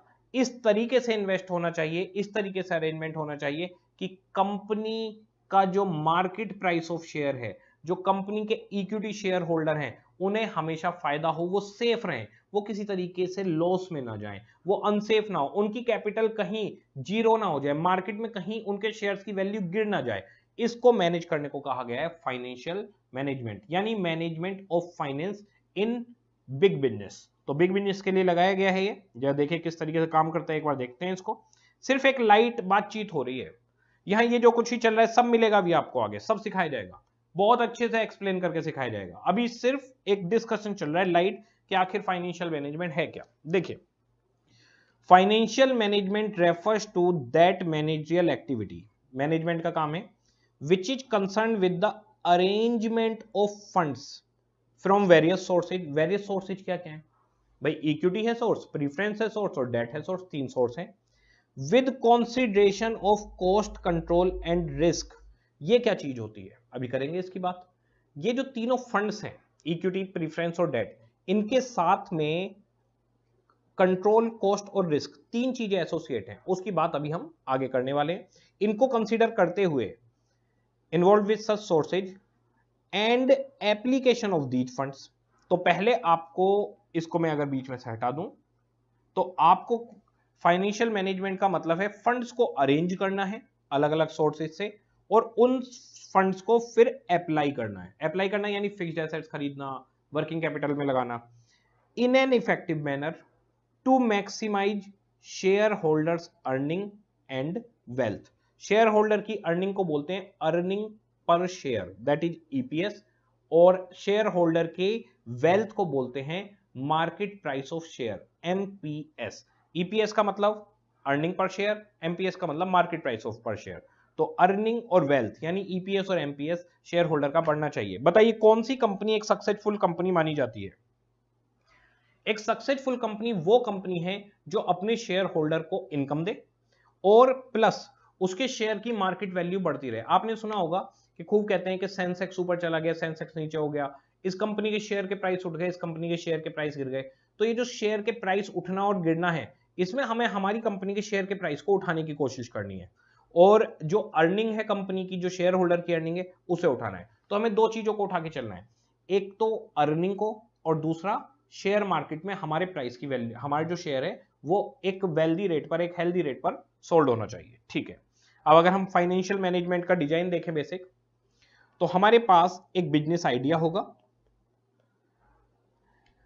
जिसके लिए हमें पैसा चाहिए और उस पैसे को हमें लगाना है। ठीक है, ये जो पैसा लगाना है वो फिक्स्ड एसेट्स और इन्वेस्टमेंट्स में लगेगा और वर्किंग कैपिटल में। तो फिक्स्ड एसेट्स और इन्वेस्टमेंट में पैसा लगेगा और वर्किंग कैपिटल में।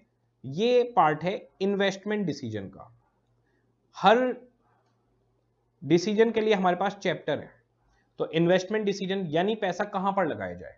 तो जैसे फिक्स्ड एसेट्स में लगाना है तो प्लांट, मशीनरी, बिल्डिंग। भाई ऐसा भी तो हो सकता है कि हम बिल्डिंग को खरीदे नहीं, किराए पे लें। भाई बिल्डिंग को रेंट पे भी तो ले सकते हैं। हम फैक्ट्री का जो लैंड है उसको लीज पे ले लें instead of purchase of that land. तो हम परचेज करने की जगह लीज पे भी ले सकते हैं। तो इन्वेस्टमेंट डिसीजन आपको बताएगा कि भाई हमें कहां कहां पैसा लगाना है, क्या क्या सही रहेगा, वर्किंग कैपिटल कितनी होनी चाहिए, फिक्स्ड एसेट्स एंड इन्वेस्टमेंट में कितना पैसा लगाया जाएगा। ये जितनी भी चीजें हैं, हर चीज हमारे पास चैप्टर वाइज है। जैसे वर्किंग कैपिटल हमारे पास पूरा एक चैप्टर है। वर्किंग कैपिटल के अंदर कैश मैनेजमेंट, डेटर्स का मैनेजमेंट, पेबल्स का मैनेजमेंट, स्टॉक का मैनेजमेंट, ये सब कुछ हम लोग कवर करेंगे वर्किंग कैपिटल में। फिक्स्ड एसेट्स और इन्वेस्टमेंट में पैसा लगाने के लिए हमारे पास कैपिटल बजटिंग, जो इन्वेस्टमेंट डिसीजन के नाम से चैप्टर है, वो चैप्टर है। तो सोर्सेज के लिए अलग चैप्टर है। ओके, तो सोर्सेज ऑफ फंड यानी पैसे को कहां कहां लगाना है। सोर्सेज ऑफ फंड, ये सोर्सेज नहीं, applications of fund. Application of fund यानी पैसा कहां कहां लगाना है, सोर्सेज ऑफ फंड यानी पैसा कहां कहां से मंगवाना है। ठीक है, अब पैसा आप कहां कहां से मंगवा सकते हैं। तो पैसा मंगवाने के दो तरीके हैं, एक तो outsider party that is debt यानी लोन, और एक शेयर होल्डर्स यानी अपनी कंपनी के ओनर। डेट के अंदर डिवेंचर और टर्म लोन से पैसा आ सकता है, ये रिटर्न में इंटरेस्ट मांगेंगे। ठीक है, शेयर होल्डर के केस में प्रीफरेंस और इक्विटी फंड है। प्रीफरेंस शेयर, प्रीफरेंस डिविडेंड मांगेंगे। इक्विटी फंड से दो तरीके से पैसा मंगवा सकते हो, एक इक्विटी शेयर कैपिटल यानी शेयर को इशू करके, और दूसरा इक्विटी शेयर के जो कमाई है जो इक्विटी शेयर होल्डर की, उसको बिजनेस में रिटेन करके, कि कोई डिविडेंड दे दिया और कुछ रिटेन कर लिया। तो इसका मतलब आपने कुछ डिविडेंड दिया और कुछ रिटेन किया, तो कितना डिविडेंड देना है और कितना रिटेन करना है, यह कहलाता है डिविडेंड डिसीजन, कि भाई कितना डिविडेंड दिया जाए और कितना रिटेन किया जाए। सोर्सेज ऑफ फंड, पैसा कहां कहां से मंगवाना है, यह कहलाता है फाइनेंसिंग डिसीजन। तो हमारी जो फाइनेंशियल मैनेजमेंट है वो तीन डिसीजन लेने में फंसी हुई है। एक फाइनेंसिंग डिसीजन यानी पैसा कहां से मंगवाना है, एक इन्वेस्टमेंट डिसीजन यानी पैसा कहां लगाना है, और तीसरा डिविडेंड देना है या बिजनेस में कुछ पैसा रोक लेना है, डिविडेंड डिसीजन। ये तीन डिसीजन के ऊपर पूरी फाइनेंशियल मैनेजमेंट घूमती रहेगी। अगर ये तीन डिसीजन आपने प्रॉपर वे में किए तो आपकी कंपनी नुकसान में नहीं जा सकती, वो बढ़िया चलेगी। ओके, ये जो भी आप पैसा लगाते हो उस पैसे से होता क्या है, उस पैसे से हमारी होती है सेल, जिसमें से ऑपरेटिंग कॉस्ट माइनस करें तो हमारे पास आ जाता है ऑपरेटिंग प्रॉफिट यानी ईबीआईटी, कि हमने कितना कमाया। ये जो ईबीआईटी है, मान लो ईबीआईटी है आपका 100 करोड़, और आपका ये जो इन्वेस्टमेंट है एप्लीकेशन ऑफ फंड, मान लीजिए एप्लीकेशन ऑफ फंड है आपका 500 करोड़, तो EBIT divide by investment into 100, ये एक रेट निकल आया, तो इस रेट को बोलते हैं रिटर्न ऑन इन्वेस्टमेंट। बड़ी सिंपल सी बात है, हमने जो इन्वेस्टमेंट किया उस पर कितनी रिटर्न आई, तो इन्वेस्टमेंट आपने कितना किया 500 करोड़, रिटर्न कितनी आ गई आपके पास 100 करोड़, तो आप कह सकते हैं कि रिटर्न ऑन इन्वेस्टमेंट 20% है। ROI बोलते हैं इसको, रिटर्न ऑन इन्वेस्टमेंट, कि भाई हमने जो बिजनेस में इन्वेस्टमेंट किया 500 करोड़ का इन्वेस्टमेंट बिजनेस में किया, उस पर हमारे को कितनी रिटर्न आई 20% रिटर्न आ गई। ठीक है, इस रिटर्न का क्या काम है वो भी हम आगे डिस्कस करेंगे। तो हमारे पास जो फाइनेंशियल मैनेजमेंट का पूरा परफॉर्मा है, पूरा डिजाइन है, वो आपके पास क्या निकल कर आया, बहुत ही सिंपल। अभी सारी चीजों को हम कनेक्ट करने वाले हैं, एप्लीकेशन। ठीक है, तो हमारे पास हमें एक बिजनेस करने के लिए कुछ सोर्सेज से पैसा मंगवाना है, जिसमें इक्विटी, डेट और प्रेफरेंस हो सकते हैं। इक्विटी दो तरीके से पैसा दे सकते हैं, नए शेयर इशू करके और रिटेन अर्निंग से। दूसरा है इस पैसे को कहां लगाना है, तो पैसा फिक्स्ड एसेट्स में, इन्वेस्टमेंट्स में और वर्किंग कैपिटल में लगेगा। ये जो इन्वेस्टमेंट करोगे इससे क्या होगा, इससे जो आपकी फैक्ट्री है उसमें कोई प्रोडक्ट बनेगा, वो प्रोडक्ट बाजार में बिकेगा, तो उससे रिवेन्यू होगा, दैट इज सेल। सेल में से माइनस किया जाएगा ऑपरेटिंग कॉस्ट, तो आपके पास आ जाएगा ऑपरेटिंग प्रॉफिट। इस ऑपरेटिंग प्रॉफिट के ऊपर सारा गेम चलता है, इसी को हम बोलते हैं ईबीआईटी। मैंने आपको बताया भी, कल जो हम चैप्टर शुरू करने वाले हैं उसका नाम ही क्या है, उस चैप्टर का नाम ही है ईबीआईटी ईपीएस एनालिसिस। तो हम पूरा प्रॉपर वे में चैप्टर वाइज इस चीज को सीखेंगे।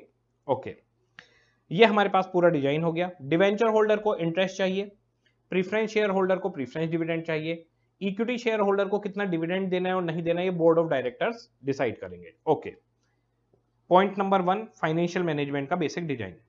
अब फाइनेंशियल मैनेजमेंट के डिसीजन जो मैंने आपको बताए तीनों, एक है फाइनेंसिंग डिसीजन, एक है इन्वेस्टमेंट डिसीजन और एक है डिविडेंड डिसीजन। जरा फाइनेंसिंग डिसीजन का मतलब बताइए। फाइनेंसिंग डिसीजन का मतलब है कि हमें किस सोर्स से पैसा अरेंज करना है। हमारे पास इक्विटी सोर्स है, प्रीफरेंस और डिवेंचर सोर्स है। इन्वेस्टमेंट डिसीजन का मतलब हमें पैसा कहां पर लगाना है, तो फिक्स्ड एसेट्स में लगाना है या फिर हमारे को वर्किंग कैपिटल में लगाना है। जैसे बिल्डिंग है, खरीदनी है या किराए पे लेनी है, अगर किराए पे ली तो इसका मतलब हम बिल्डिंग में इन्वेस्टमेंट नहीं कर रहे। ओके, डिविडेंड डिसीजन, यानी हम डिविडेंड को इक्विटी शेयर को दें या फिर इक्विटी शेयर होल्डर को डिविडेंड ना दें बल्कि पैसा रोक लें, और इसका क्या इफेक्ट पड़ेगा। यानी अगर हमने डिविडेंड रोक लिया, बिजनेस के अंदर ही पैसा लगा दिया, तो इससे शेयर होल्डर खुश होगा या नाराज होगा। जरूरी नहीं है हमेशा नाराज हो शेयर होल्डर। आपके दिमाग में क्या बात आएगी कि जैसे मान लो एक शेयर होल्डर ने अर्निंग पर शेयर, एक शेयर होल्डर की कमाई हुई 10 रुपए, आपने कहा 5 रुपए ले जाओ, 5 रुपए हम कंपनी में रोक रहे हैं। अब दो बातें हैं, इससे आपका जो शेयर होल्डर है वो नाराज भी हो सकता है, वो कह सकता है क्यों भाई 10 रुपए कमाए, मेरे पूरे 10 रुपए दो। ठीक है, और आपका शेयर होल्डर इस बात पे खुश भी हो सकता है कि उसका पैसा दोबारा से इस कंपनी में लग रहा है, रिटेन्ड अर्निंग तो उसी का पैसा है, ये पैसा क्या होगा फिर से फिक्स्ड एसेट्स में, इन्वेस्टमेंट्स में लगेगा, आगे और भी सेल होगी और भी प्रॉफिट होगा। अब मैं आपको बताता हूं कब शेयर होल्डर खुश होगा और कब नाराज होगा, बड़ा सिंपल सा है। आप एक बात बताइए, मैंने आपसे कहा कि भैया आप लोग मेरे को 100 रुपए दो, एक ही मैं एक काम कर रहा हूं, मेरा शेयर खरीद लो। एक आपने एक इक्विटी शेयर खरीदा, मुझे 100 रुपए दिया आपने, ठीक है, मेरे ऊपर भरोसा करके मुझे 100 रुपए आपने दिए, इन्वेस्टमेंट किया, मैंने एक बिजनेस किया, उस बिजनेस की बड़ी तगड़ी रेपुटेशन चल रही है मार्केट में, और मार्केट में मेरे बिजनेस का बहुत नाम हो रहा है।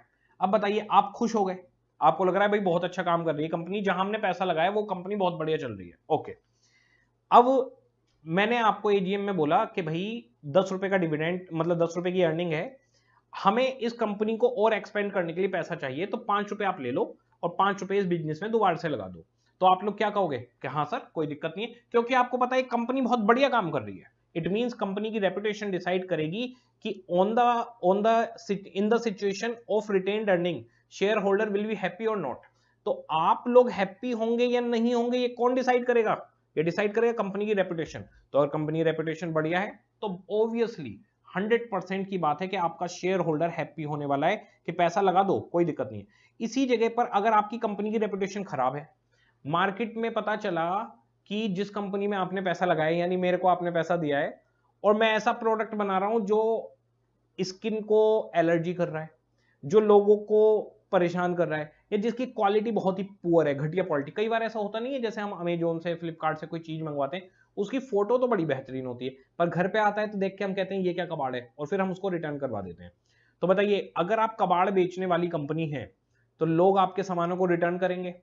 आपने एक बार सामान बेचा तो पहले अमेजोन को कमीशन दिया, या फ्लिपकार्ट पे हो वहां पर कमीशन दिया, सामान बिकने पे कमीशन लगा, फिर उसकी आपकी लॉजिस्टिक का कि भाई यहां से वहां तक कोरियर चार्जेस वगैरह आपके लग गए, फिर सामान रिटर्न होकर आपके पास वापस आ रहा है, और 1000 कस्टमर में से 900 कस्टमर आपका सामान वापस कर रहे हैं। तो भाई साहब, आप तो कोरियर के पैसे दे रहे हो और कुछ भी नहीं कर रहे, और आप शिपिंग चार्ज कस्टमर के ऊपर नहीं लगते, शिपिंग चार्ज लगते हैं कंपनी के ऊपर जब रिटर्न होता है। तो अब मुझे बताइए, ऐसी कंपनी तो बर्बाद हो जाएगी धीरे धीरे।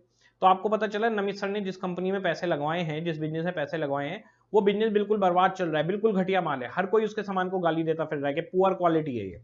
ऐसी सिचुएशन में मैंने एजीएम में आपको बुलाया और मैं बोला, देखो हम लोगों ने 10 रुपए कमाए हैं, इसमें से 5 रुपए आपको डिविडेंड दे देते हैं और 5 रुपए इस बिजनेस में दोबारा से लगा देते हैं, तो आप लोग हो हल्ला कर दोगे, हमें नहीं लगाना पैसा, घटिया कंपनी है, हमारे 10 रुपए दो पूरे के पूरे, हमें बिजनेस में रिटेन नहीं करना, और एक काम करो, हमारे इक्विटी शेयर के भी 100 रुपए हमें दे दो, हम किसी और कंपनी में लगाएंगे। यानी इस कंपनी के अंदर का शेयर होल्डर खुश नहीं है। तो share holder board of director से खुश है या नहीं, ये बड़ी सिंपल सी बात है। अगर कंपनी गुड पोजीशन में बढ़िया काम कर रही है तो कंपनी के डायरेक्टर्स की बात मानी जाती है, और अदरवाइज उसके शेयर होल्डर उसके शेयर्स बेच के कंपनी के भाग जाते हैं कि कंपनी बेकार है, उसकी रेपुटेशन खराब हो जाती है। तो डिविडेंड डिसीजन के अंदर रहेगा कि भाई डिविडेंड डिस्ट्रीब्यूट किया जाए या नहीं, और उसके इफेक्ट क्या पड़ेंगे कंपनी के ऊपर। आ जाइए जरा देखते हैं इसके आगे की बात, फिर मैं इस पर वापस आऊंगा अभी। Okay, consideration in case of financing decision. जब आप फाइनेंसिंग डिसीजन लेते हैं, पहले वाले डिसीजन की बात हो रही है, दिस वन फाइनेंसिंग डिसीजन होता है पैसा किससे मंगवाया जाए। तो जब आप फाइनेंसिंग डिसीजन की बात करते हैं, फाइनेंसिंग डिसीजन के कंसीडरेशन की बात करते हैं, तो 3 चीजें कंसीडर की जाती हैं। क्या क्या? सबसे पहली चीज है कि आखिर कॉस्ट कितनी है जो फंड आप मंगवा रहे हो। दूसरी चीज, उसके साथ रिस्क कितना है नॉन पेमेंट का। नॉन पेमेंट यानी अगर आप पेमेंट नहीं कर पाए तो क्या होगा, इस बात का क्या रिस्क है। तीसरा, कंट्रोल, कंपनी के जो फंड प्रोवाइडर्स हैं उनका कंपनी के ऊपर क्या कंट्रोल होगा। ठीक है, ये 3 चीजें इंपॉर्टेंट है। सबसे पहली चीज कॉस्ट। कॉस्ट के नाम पे मैं आपको बता दूं, जो डिवेंचर होल्डर है या डेट है वो सबसे कम कॉस्ट होती है, ब्याज सबसे कम है। आपको पता है सेविंग अकाउंट पे 3-4% ब्याज मिलता है, नॉमिनल ब्याज। इंटरेस्ट सबसे सस्ता है, शेयर्स में आपको पता है कितनी रिटर्न आती है, 15%, 20% एवरेज रिटर्न एनुअल आ जाती है। और इंटरेस्ट कितना होता है? इंटरेस्ट होता है 4%, 5%, ज्यादा कितना होगा, 7-8%, इससे ऊपर इंटरेस्ट थोड़ी जाता है। तो इंटरेस्ट एक सस्ता सोर्स है। तो अगर आप डिवेंचर होल्डर से पैसा मंगवाते हो तो बहुत कम पैसों में मिल जाएगा। यानी देखिए, ये हुआ इक्विटी, ये हुआ प्रीफरेंस, और ये हुआ डेट। सबसे पहले बात करते हैं कॉस्ट की। तो जैसे ये 10% मांग रहा है कि भी मेरे को फिक्स 10% चाहिए, प्रीफरेंस उससे महंगा होता है, वो 15% मांगता है। इक्विटी सबसे महंगा होता है, इक्विटी की नॉन फिक्स परसेंटेज होती है, इक्विटी की परसेंटेज फिक्स नहीं होती। आपने हमेशा सुना होगा कि प्रीफरेंस की फिक्स होती है और डिवेंचर की फिक्स होती है, इक्विटी की फिक्स नहीं होती। इक्विटी की फिक्स क्यों नहीं होती? क्योंकि इक्विटी शेयर होल्डर कंपनी के ओनर है, वो रिस्क टेकर है, वो कंपनी की सिचुएशन के हिसाब से डिमांड करते हैं। अगर मार्केट में बढ़िया काम चल रहा है, जैसे कोविड है, तो कोविड के अंदर काम नहीं चल रहा, तो इक्विटी शेयर होल्डर की एक्सपेक्टेशन होगी 0%, कोई बात नहीं, काम नहीं चल रहा, मत दो प्रॉफिट। इक्विटी शेयर होल्डर क्या कहेंगे कोविड में? फैक्ट्री बंद पड़ी है तो किस बात का प्रॉफिट दोगे? वो कुछ नहीं मांगेंगे आपसे। मैं आपको बता दूं, कोविड के टाइम पर जब लॉकडाउन लगे थे, कौन सी कंपनी ने डिविडेंड दिया होगा? किसी भी कंपनी की फैक्ट्री नहीं चल रही थी, सारे काम बंद थे, लॉकडाउन है, सब बंद चल रहा है, बस मेडिकल वाले चल रहे थे और ये सब, बाकी तो सब बंद थे। अब सोचो, टाटा मोटर्स और महिंद्रा एंड महिंद्रा मोटर्स, और आपके पास इन दोनों को ले लेते हैं। एक शेयर होल्डर है जिसने टाटा में पैसा लगाया हुआ है, मोटर्स में, ऑटोमोबाइल्स में, ठीक है, और एक ने महिंद्रा एंड महिंद्रा में लगाया हुआ है, ठीक है। तो महिंद्रा एंड महिंद्रा की ये स्कॉर्पियो वगैरह ये सारी गाड़ियां, टाटा की हो गई अपना ये आपकी इंडिका वगैरह, और बहुत सारी गाड़ियां जो भी इनकी चल रही हैं, तो बहुत सारी निकाल दी इन्होंने। तो ये दोनों ऑटोमोबाइल्स में काम करते हैं, ट्रक बनाते हैं, बस बनाते हैं, गाड़ियां बनाते हैं, ठीक है जी। अब मुझे बताइए, लॉकडाउन लग गया 3 महीने, 3 महीने कोई काम नहीं हुआ, डिवेंचर होल्डर क्या कहेगा? इंटरेस्ट चाहिए? हाँ हाँ चाहिए चाहिए। प्रीफरेंस शेयर होल्डर को डिविडेंड? हाँ चाहिए। भाई काम नहीं है, क्यों चाहिए? इस बात को सिर्फ इक्विटी शेयर होल्डर समझता है। इक्विटी शेयर होल्डर से पूछोगे कुछ नहीं कमाया, कोई दिक्कत तो नहीं है, वो कहेंगे कोई दिक्कत नहीं है। क्यों? उसका भी कारण है, क्योंकि अगर ये कंपनी 50% प्रॉफिट में रहती है तो जरा देखिए क्या होगा। डिवेंचर होल्डर, अभी हमारी जो टाटा कंपनी है इसने 50% प्रॉफिट कमाया इस साल, ओके। अब जरा देखिए, डिवेंचर होल्डर कितना मांगेंगे? 10 ही मिलेगा उन्हें, उन्हें इससे ऊपर नहीं मिलेगा। अच्छा, प्रीफरेंस शेयर होल्डर, उन्हें 15 ही मिलेगा, उनका फिक्स है। इन लोग के फिक्स है, कमाई ज्यादा होगी तो नहीं मिलेगा। और बताइए इक्विटी शेयर होल्डर सारा पैसा ले जाएंगे 50%। तो इक्विटी शेयर होल्डर सस्ते नहीं महंगे होते हैं, इनकी एक्सपेक्टेशन ज्यादा होती है। इनको रहता है कि ये प्रीफरेंस और डिवेंचर होल्डर तो ऐसे ही हैं, हम इनसे ज्यादा कमाएंगे, हम रिस्क ले रहे हैं। और ये लालची भी हैं, लालच ही इंसान को बिजनेस करवाता है। बिजनेस करने के लिए इंसान के अंदर लालच का होना जरूरी है। जब तक आपके अंदर लालच नहीं है, आप रिस्क नहीं ले सकते, तब तक आप बिजनेस नहीं कर सकते। तो फाइनेंशियल मैनेजमेंट के अंदर जो बिजनेसमैन है वो इक्विटी शेयर होल्डर है। ये बिजनेस करता है, ये रिस्क लेता है, ये कहता है मैं अपने दम पे करूंगा, लॉकडाउन लग गया, नुकसान हो रहा है, मैं झेलूंगा। कंपनी बर्बाद होती है तो कौन बर्बाद होता है? ना डिवेंचर होल्डर, ना preference share holder, equity share holder बर्बाद होता है। और जब कंपनी प्रॉफिट में होती है तो कौन आबाद होता है? Equity share holder.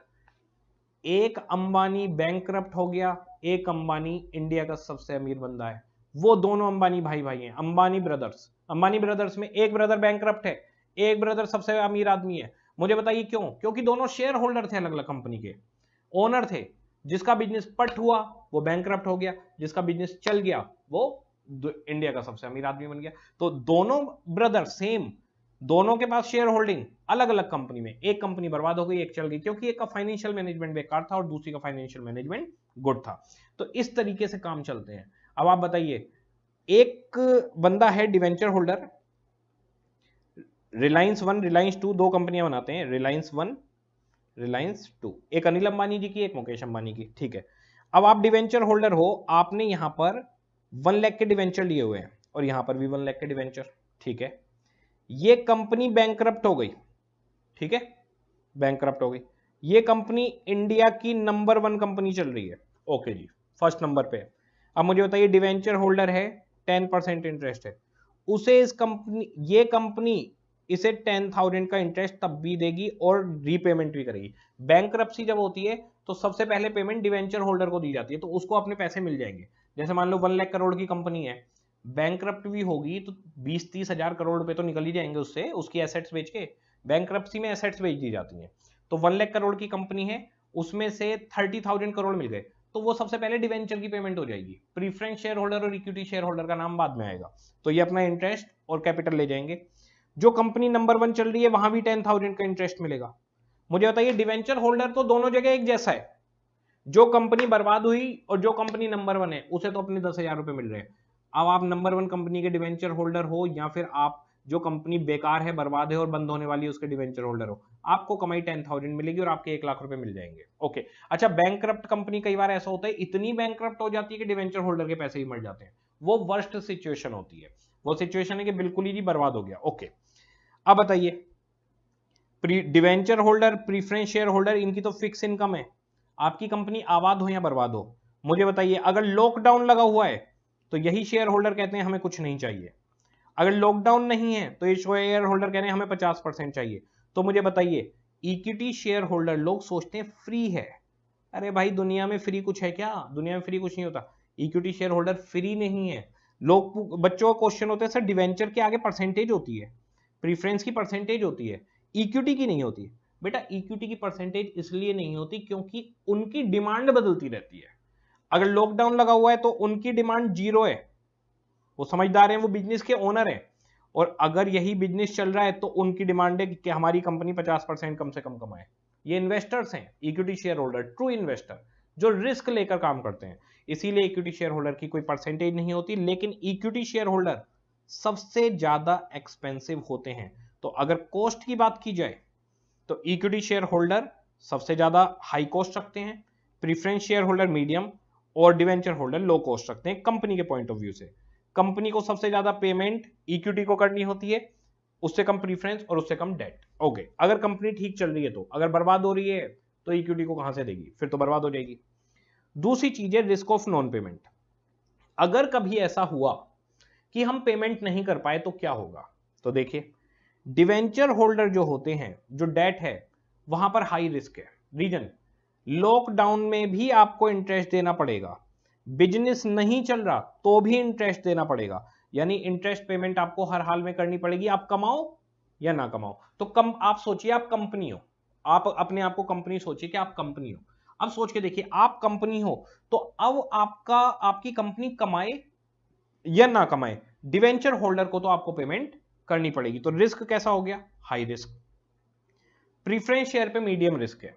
Preference share holder एक सहायता करते हैं आपकी, जैसे मान लो प्रीफरेंस शेयर होल्डर को 400 करोड़ का डिविडेंड है, लेकिन इस साल आपने नहीं कमाया, इस साल आप लॉस में चल रहे हो, तो आप कैसे डिविडेंड दोगे? तो प्रीफरेंस शेयर होल्डर कहते हैं कोई बात नहीं, अगले साल डबल दे देना, तो अगले साल 800 CR दे देना जब प्रॉफिट होगा। यानी उनके साथ ये सहायता है, ये मदद है कि कभी हमारा बिजनेस अगर थोड़े टाइम के लिए डूब रहा है, वैसे ओवरऑल ठीक है, लेकिन जैसे कोविड आ गया, लॉकडाउन लग गए, थोड़े टाइम के लिए डूब रहा है, तो वो ये कहते हैं पोस्टपोनमेंट, इसको कहते हैं क्यूमुलेटिव प्रीफरेंस शेयर। और हम हमेशा एफएम में ये मानकर चलेंगे कि हमारी शेयर होल्डर क्यूमुलेटिव है।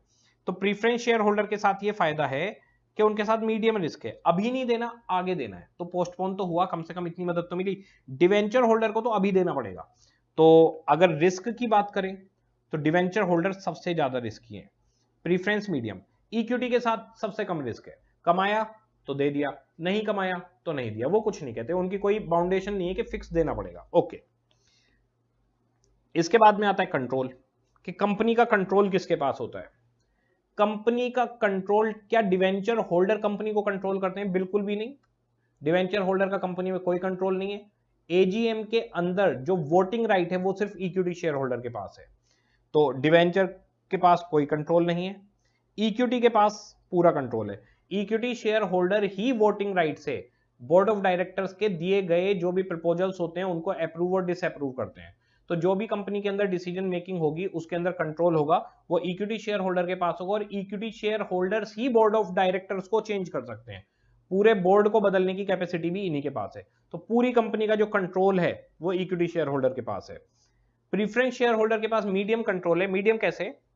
प्रीफरेंस शेयर होल्डर अगर मान लो क्यूमुलेटिव भी है, अगर आपने कंटिन्यूअस बेसिस पर 2 इयर्स तक डिविडेंड नहीं दिया तो प्रीफरेंस शेयर होल्डर के पास भी वोटिंग राइट आ जाता है। दूसरा, कई बार प्रीफरेंस शेयर होल्डर्स पार्टिसिपेटिंग भी हो सकते हैं, तो प्रीफरेंस शेयर होल्डर्स का मीडियम कंट्रोल रहता है कंपनी के ऊपर, और इक्विटी का फुल। अब आपको ये तीन चीजें सोचकर फाइनेंसिंग डिसीजन लेना होता है कि पैसा किससे मंगवाएं। अब जरा देखिए, सबसे पहले कॉस्ट की बात करें, कॉस्ट के पॉइंट ऑफ व्यू से डिवेंचर सबसे बढ़िया है, उनसे पैसा मंगवाओ, ठीक है। लेकिन रिस्क के पॉइंट ऑफ व्यू से डिवेंचर के साथ रिस्क बहुत है, अगर कमाई नहीं करी, कमाई नहीं हुई कभी, ये कहेंगे तब भी हमें इंटरेस्ट चाहिए, यानी कमाओ या मत कमाओ हमें तो देना पड़ेगा। लेकिन कंट्रोल के पॉइंट ऑफ व्यू से कि क्या कंपनी के ऊपर ये कंट्रोल रखेंगे, तो कंट्रोल नहीं रखेंगे, उस मामले में सेफ हो आप। तो कंपनी के लिए डिवेंचर एक अच्छा सोर्स है, बस आपको ये देखना है कि आप इनकी पेमेंट टाइम से करते रहो। अगर आप पेमेंट टाइम से करते रहो डिवेंचर होल्डर की, तो फिर डिवेंचर होल्डर बढ़िया है। ओके, फिर आता है प्रीफरेंस शेयर होल्डर, वो कॉस्ट के मामले में भी मीडियम है, रिस्क के मामले में भी मीडियम है, और कंट्रोल के मामले में भी मीडियम है। फिर आता है इक्विटी। इक्विटी इशू करते समय आपको ये सोचना है कि इक्विटी सबसे ज्यादा एक्सपेंसिव होते हैं, इनकी एक्सपेक्टेशन बहुत हाई होती है। क्यों हाई होती है? क्योंकि रिस्क ये लेते हैं, अगर प्रॉफिट नहीं हुआ तो इन्हें कुछ नहीं मिलेगा, अगर कंपनी बर्बाद हुई तो सबसे लास्ट में पैसा इन्हीं को मिलेगा, अगर बचा तो ये सबसे ज्यादा रिस्क लेते हैं, इसलिए इनकी एक्सपेक्टेशन बहुत हाई होती है, इसलिए ये ज्यादा चाहते हैं। इनको ये है कि भाई अगर डिवेंचर को 10 मिल रहे हैं, प्रीफरेंस को 15 मिल रहे हैं, तो हमें 20-25 मिलना चाहिए, उससे कंपेयर सेटिस्फाई नहीं होंगे, ठीक है। ये कॉस्टली हैं, लेकिन इनके साथ कंपनी को कोई रिस्क नहीं है कि भाई इस साल कमाई नहीं हुई, कोई बात नहीं, भाई इस साल शेयर का प्राइस डूब रहा है, कोई बात नहीं, ये आपसे जबरदस्ती पैसा नहीं ले सकते कंपनी से। कंपनी के ऊपर जो बाउंडेशन है, जो एग्रीमेंट है, वो डिवेंचर होल्डर का है, सिर्फ वही ले सकते हैं। कंट्रोल की बात की जाए तो कंट्रोल का बड़ा सीन है, ये पूरा कंट्रोल रखते हैं कंपनी का। तो अब जैसे मान लीजिए 1 लाख इक्विटी शेयर्स हैं, या इसको मैं मान लेता हूं 1 लाख शेयर्स इक्विटी के अभी हैं। ओके, अब अगर ये शेयर होल्डर, ये जो शेयर्स हैं ये मान लो 3 लोगों के पास हैं, मिस्टर ए के पास, मिस्टर बी के पास और मिस्टर सी के पास। ये 3 लोगों के पास इस कंपनी के सारे शेयर्स हैं। 40,000 शेयर्स इस पर हैं और 50,000 शेयर्स इस पर हैं और 10,000 शेयर्स इस पर हैं। तो ये 3 लोग शेयर्स लेके बैठे हुए हैं फॉर एन एग्जाम्पल। वैसे कंपनी में शेयर होल्डर ज्यादा ही होने हैं, मैं एक एग्जाम्पल के लिए बता रहा हूं। ओके, अब मान लो आपको चाहिए 50 लाख की फंडिंग, अभी 50 लाख रुपए की आपको जरूरत है। अब डेट से मंगवाओगे तो क्या होगा, डेट से मंगवाओगे तो कॉस्ट कम है, लेकिन 50 लाख पे इंटरेस्ट देना पड़ेगा टाइमली। ओके, और कंट्रोल क्या कंपनी की बोर्ड ऑफ डायरेक्टर्स में बैठेंगे, एजीएम में बैठेंगे ना, कोई कंट्रोल नहीं। ठीक है, प्रीफरेंस की बात करते हैं तो थोड़ा कॉस्टली ज्यादा है, या अगर डिवेंचर 10% पे तो प्रीफरेंस 15% पर है। क्या इनके साथ कोई रिस्क है? इनके साथ मीडियम रिस्क है। अगर 1 साल नहीं कमाया तो अगले साल दे देना जोड़ के, अगले उससे भी अगले साल नहीं कमाया तो फिर 3rd ईयर में दे देना। ठीक है, और क्या ये कंट्रोल करेंगे कंपनी को? ना, ये कंपनी को कंट्रोल नहीं करते। कंपनी को तभी कंट्रोल करेंगे जब पार्टिसिपेटिंग होंगे या आप बैक टू बैक कई ईयर्स तक इनका डिविडेंड ना दो, फिर इनके पास वोटिंग राइट आ जाता है। अब जरा सोचिए, अगर इक्विटी से पैसा मंगवाएं तो रिस्क तो बिल्कुल भी नहीं है, कमाओगे तो पैसा देना है वरना नहीं देना। अच्छा, इनको जो पेमेंट करनी है, कॉस्ट की बात की जाए वो बहुत हाई है, इनके एक्सपेक्टेशन बहुत हाई है, ये बाकी सबसे ज्यादा कमाना चाहते हैं। तीसरी चीज, मान लो हमने इक्विटी शेयर इशू किए, 10 रुपए का एक है, तो 5 लाख शेयर्स हमें इशू करने पड़ेंगे, 5 लाख शेयर्स। अब मैं आपको बता दूं, ये जो 5 लाख शेयर परचेज करने वाली पार्टी होगी, अभी तो इन लोगों का कंपनी पे कंट्रोल था, अब ये कंट्रोल डाइल्यूट होकर, मान लो मिस्टर एक्स है जिसने 5 लाख शेयर इशू करने पे खरीद लिए, तो अब इन तीनों के पास से कंट्रोल चला गया कंपनी का, अब कंपनी का कंट्रोल मिस्टर एक्स पे आ गया, क्योंकि उसके पास 5 लाख शेयर्स हैं, इनके पास तो सिर्फ 1 लाख है, तो उसके पास कंट्रोल चला गया। तो शेयर्स के केस में यह देखना बहुत जरूरी है कि एग्जिस्टिंग शेयर होल्डर्स का कंट्रोल जा सकता है। आपने सुना होगा कि भाई ट्विटर बिक गई, फ्लिपकार्ट बिक गई, कभी व्हाट्सएप बिक गया, बिकता रहता है सब कुछ दुनिया में। तो उसमें बिकने में क्या होता है, शेयर होल्डिंग परचेज की जाती है, तो शेयर होल्डिंग कंट्रोल को रिप्रेजेंट करती है। तो जब भी आप फाइनेंसिंग डिसीजन लेंगे, आपको सोचना है कि भाई हमारे पास कॉस्ट किसी फंड में कितनी है, रिस्क कितना है, कंट्रोल कितना है, इन चीजों को कंसीडर करके कंपनी इस समय पे क्या चाहती है वो देखना हो, कंपनी की रिक्वायरमेंट क्या है। मान लो ऐसी चीज है कि कंट्रोल दे दो, कोई बात नहीं, तो शेयर इशू कर लो, इक्विटी शेयर। अच्छा, आपको लगता है कि कंपनी को कंट्रोल नहीं देना, तो प्रीफरेंस या डिवेंचर इशू करो, उन दोनों में से एक इशू करो। आ जाइए, अब वापस आते हैं, मैंने कहा था हम इन डिसीजंस पे वापस आएंगे। तो हमारे पास 3 डिसीजन है, फाइनेंशियल मैनेजमेंट डिसीजन। जरा देखिए, फाइनेंसिंग डिसीजन अब पढ़ते हैं। फाइनेंसिंग डिसीजन का क्या काम है, कितनी amount, how much amount should be arrange, कितने पैसे मंगवाने हैं। ओके, इन्वेस्टमेंट डिसीजन का क्या काम है, how much amount should be invested. तो फाइनेंसिंग डिसीजन कहता है कितना पैसा मंगवाना है, इन्वेस्टमेंट कहता है कितना पैसा इन्वेस्टमेंट करना है, और dividend decision how much amount should be distributed as dividend, ये बताता है कि कितना पैसा एज ए डिविडेंड आपको डिस्ट्रीब्यूट करना चाहिए। ठीक है जी, इन तीनों ने अपनी अपनी पहला पॉइंट। तो कितना पैसा मंगवाना है, फाइनेंसिंग, कितना पैसा इन्वेस्ट करना है, इन्वेस्टमेंट, कितना डिविडेंड देना है, dividend decision. Point number 2 financing का, in which proportion, that is capital structure, amount should be arrange with consideration of cost, risk and control. किस प्रोपोर्शन में, प्रोपोर्शन का मतलब होता है जैसे हमारे को मान लो 50 लाख चाहिए, तो इक्विटी से, प्रीफरेंस से, डिवेंचर से कितना कितना पैसा मंगवाया जाए। तो 50 लाख में से जैसे आपने तय किया 20 इन से, 20 इन से और 10 इन से, तो ये कैसे डिसाइड किया होगा, इसके लिए 3 बातें सोचनी पड़ेंगी। पहली चीज, कॉस्ट किस किस फंड में कितनी लग रही है, रिस्क कितना एसोसिएटेड है, और कंट्रोल किसके पास चला जाएगा।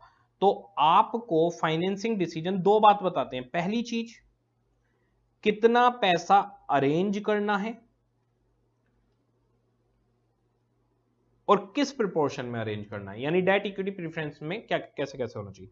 इन्वेस्टमेंट डिसीजन 2 बात बताते हैं, पहली चीज कितना पैसा इन्वेस्ट करना है और किस प्रोपोर्शन में इन्वेस्ट करना है, किसके बीच में, in which proportion amount should be invested among multiple assets. तो फिक्स्ड एसेट्स में, बिल्डिंग में, प्लांट में, मशीनरी में, इन सब चीजों में कितना पैसा लगाना है, वर्किंग कैपिटल में कितना लगाना है, किस प्रोपोर्शन में पैसा लगेगा। और डिविडेंड डिसीजन में आपको सोचना है कितना डिविडेंड देना है और इस डिविडेंड का इफेक्ट क्या पड़ेगा कंपनी के ऊपर। समझ रहे हैं? तो हमारे पास फाइनेंसिंग और इन्वेस्टमेंट और डिविडेंड 3 डिसीजन है फाइनेंशियल मैनेजमेंट के अंदर। फाइनेंसिंग कहेगा कितना पैसा मंगवाना है, किस प्रोपोर्शन में मंगवाना है, इक्विटी, प्रेफरेंस और डेट से। क्या क्या चीजें सोचनी है हमेशा पैसा मंगवाते हुए, कॉस्ट कितनी लगेगी, रिस्क कितना है और कंट्रोल तो नहीं जाएगा कहीं। इन्वेस्टमेंट डिसीजन है पैसा कहां पर लगाना है, किस प्रोपोर्शन में लगाना है, फिक्स्ड एसेट्स में कितना, वर्किंग कैपिटल में कितना। और डिविडेंड डिसीजन का मतलब है डिविडेंड दें या ना दें, दें तो कितना डिविडेंड दें और इस सब का इफेक्ट कंपनी के ऊपर क्या पड़ेगा। ओके, ये है हमारे पास फाइनेंशियल मैनेजमेंट डिसीजन। ओके, ये कंसीडरेशन हो गए। फाइनेंशियल मैनेजमेंट के ऑब्जेक्टिव, ऑब्जेक्टिव बड़े सिंपल से हैं। प्राइमरी ऑब्जेक्टिव और सेकेंडरी, 2 ऑब्जेक्टिव हैं, बहुत सिंपल है। प्राइमरी ऑब्जेक्टिव है कंपनी की जो वेल्थ है, जो उसका मार्केट प्राइस ऑफ शेयर है, वो बहुत ऊंचा हो जाए, सबसे पहला ऑब्जेक्टिव ये है। और दूसरा ऑब्जेक्टिव है कि कंपनी की जो कमाई है, अर्निंग है, दैट इज ईपीएस, वो हाई हो जाए। तो कंपनी 2 ही चीजें चाहती है, एक उसकी कमाई बढ़ जाए, दूसरी चीज उसकी मार्केट वैल्यू ऑफ शेयर बढ़ जाए। इन दोनों चीजों को ऑब्जेक्टिव लिया गया है। अब पॉइंट ये आता है कि कमाई ज्यादा बड़ा पॉइंट है या वेल्थ बहुत ज्यादा बड़ा पॉइंट है। तो मैं आपको बता दूं, कमाई उतना बड़ा पॉइंट नहीं जितना बड़ा पॉइंट वेल्थ है। अब आप सोचिए, हम जब बात करते हैं इंडिया के अंदर कि अंबानी बहुत अमीर है, अडानी बहुत अमीर है, ये इंडस्ट्रीज, रिलायंस इंडस्ट्रीज बहुत अमीर चल रही है, अडानी एंटरप्राइज बहुत अमीर चल रहा है, तो हम बात क्या करते हैं? कभी हमने बात करी कि वो कमाते क्या है? आप जब भी बात करते हो, आप क्या बात करते हो या सुनते हो कि उसके शेयर का प्राइस बढ़ गया, गिर गया। कभी आपने सुना है कि उस कंपनी ने इतना डिविडेंड दिया? डिविडेंड की बात कहां होती है? डिविडेंड अर्निंग बहुत छोटी चीज है। अगर एक कंपनी बड़ी कंपनी है, उसका मार्केट प्राइस ऑफ शेयर बढ़ रहा है, स्टॉक एक्सचेंज पे शेयर वैल्यू उसकी इंक्रीज होती जा रही है, तो उस कंपनी की जो अर्निंग है वो खुद ही बढ़ जाएगी। यानी अगर आप एक अमीर कंपनी हो तो कमाई तो कर ही लोगे, कमाई बड़ा पॉइंट नहीं है, मेन पॉइंट है वेल्दी होना, कि आपके पास वेल्थ ज्यादा है। जैसे कि फेसबुक के पास बहुत वेल्थ है और वॉलमार्ट के पास बहुत वेल्थ है और ये हमारी टेस्ला कंपनी में बहुत ज्यादा वेल्थ है।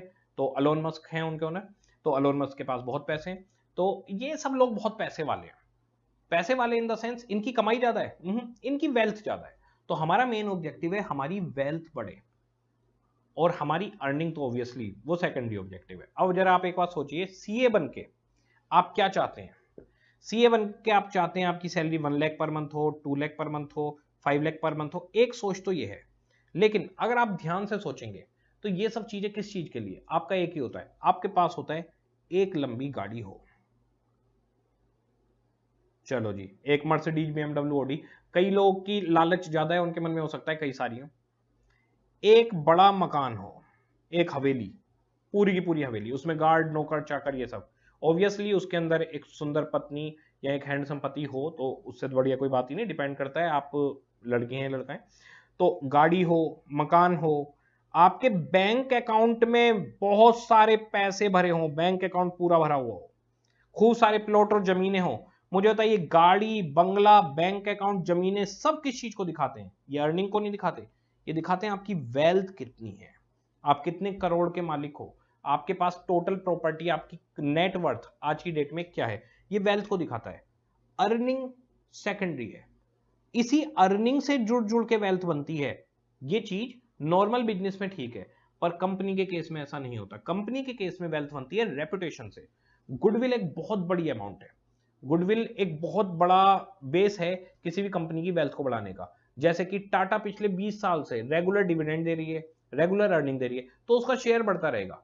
एमआरएफ लंबे टाइम से डिविडेंड प्रॉपर दे रही है, अर्निंग पर शेयर उसका अच्छा है, तो उसकी जो वेल्थ है वो भी बढ़ती रहेगी।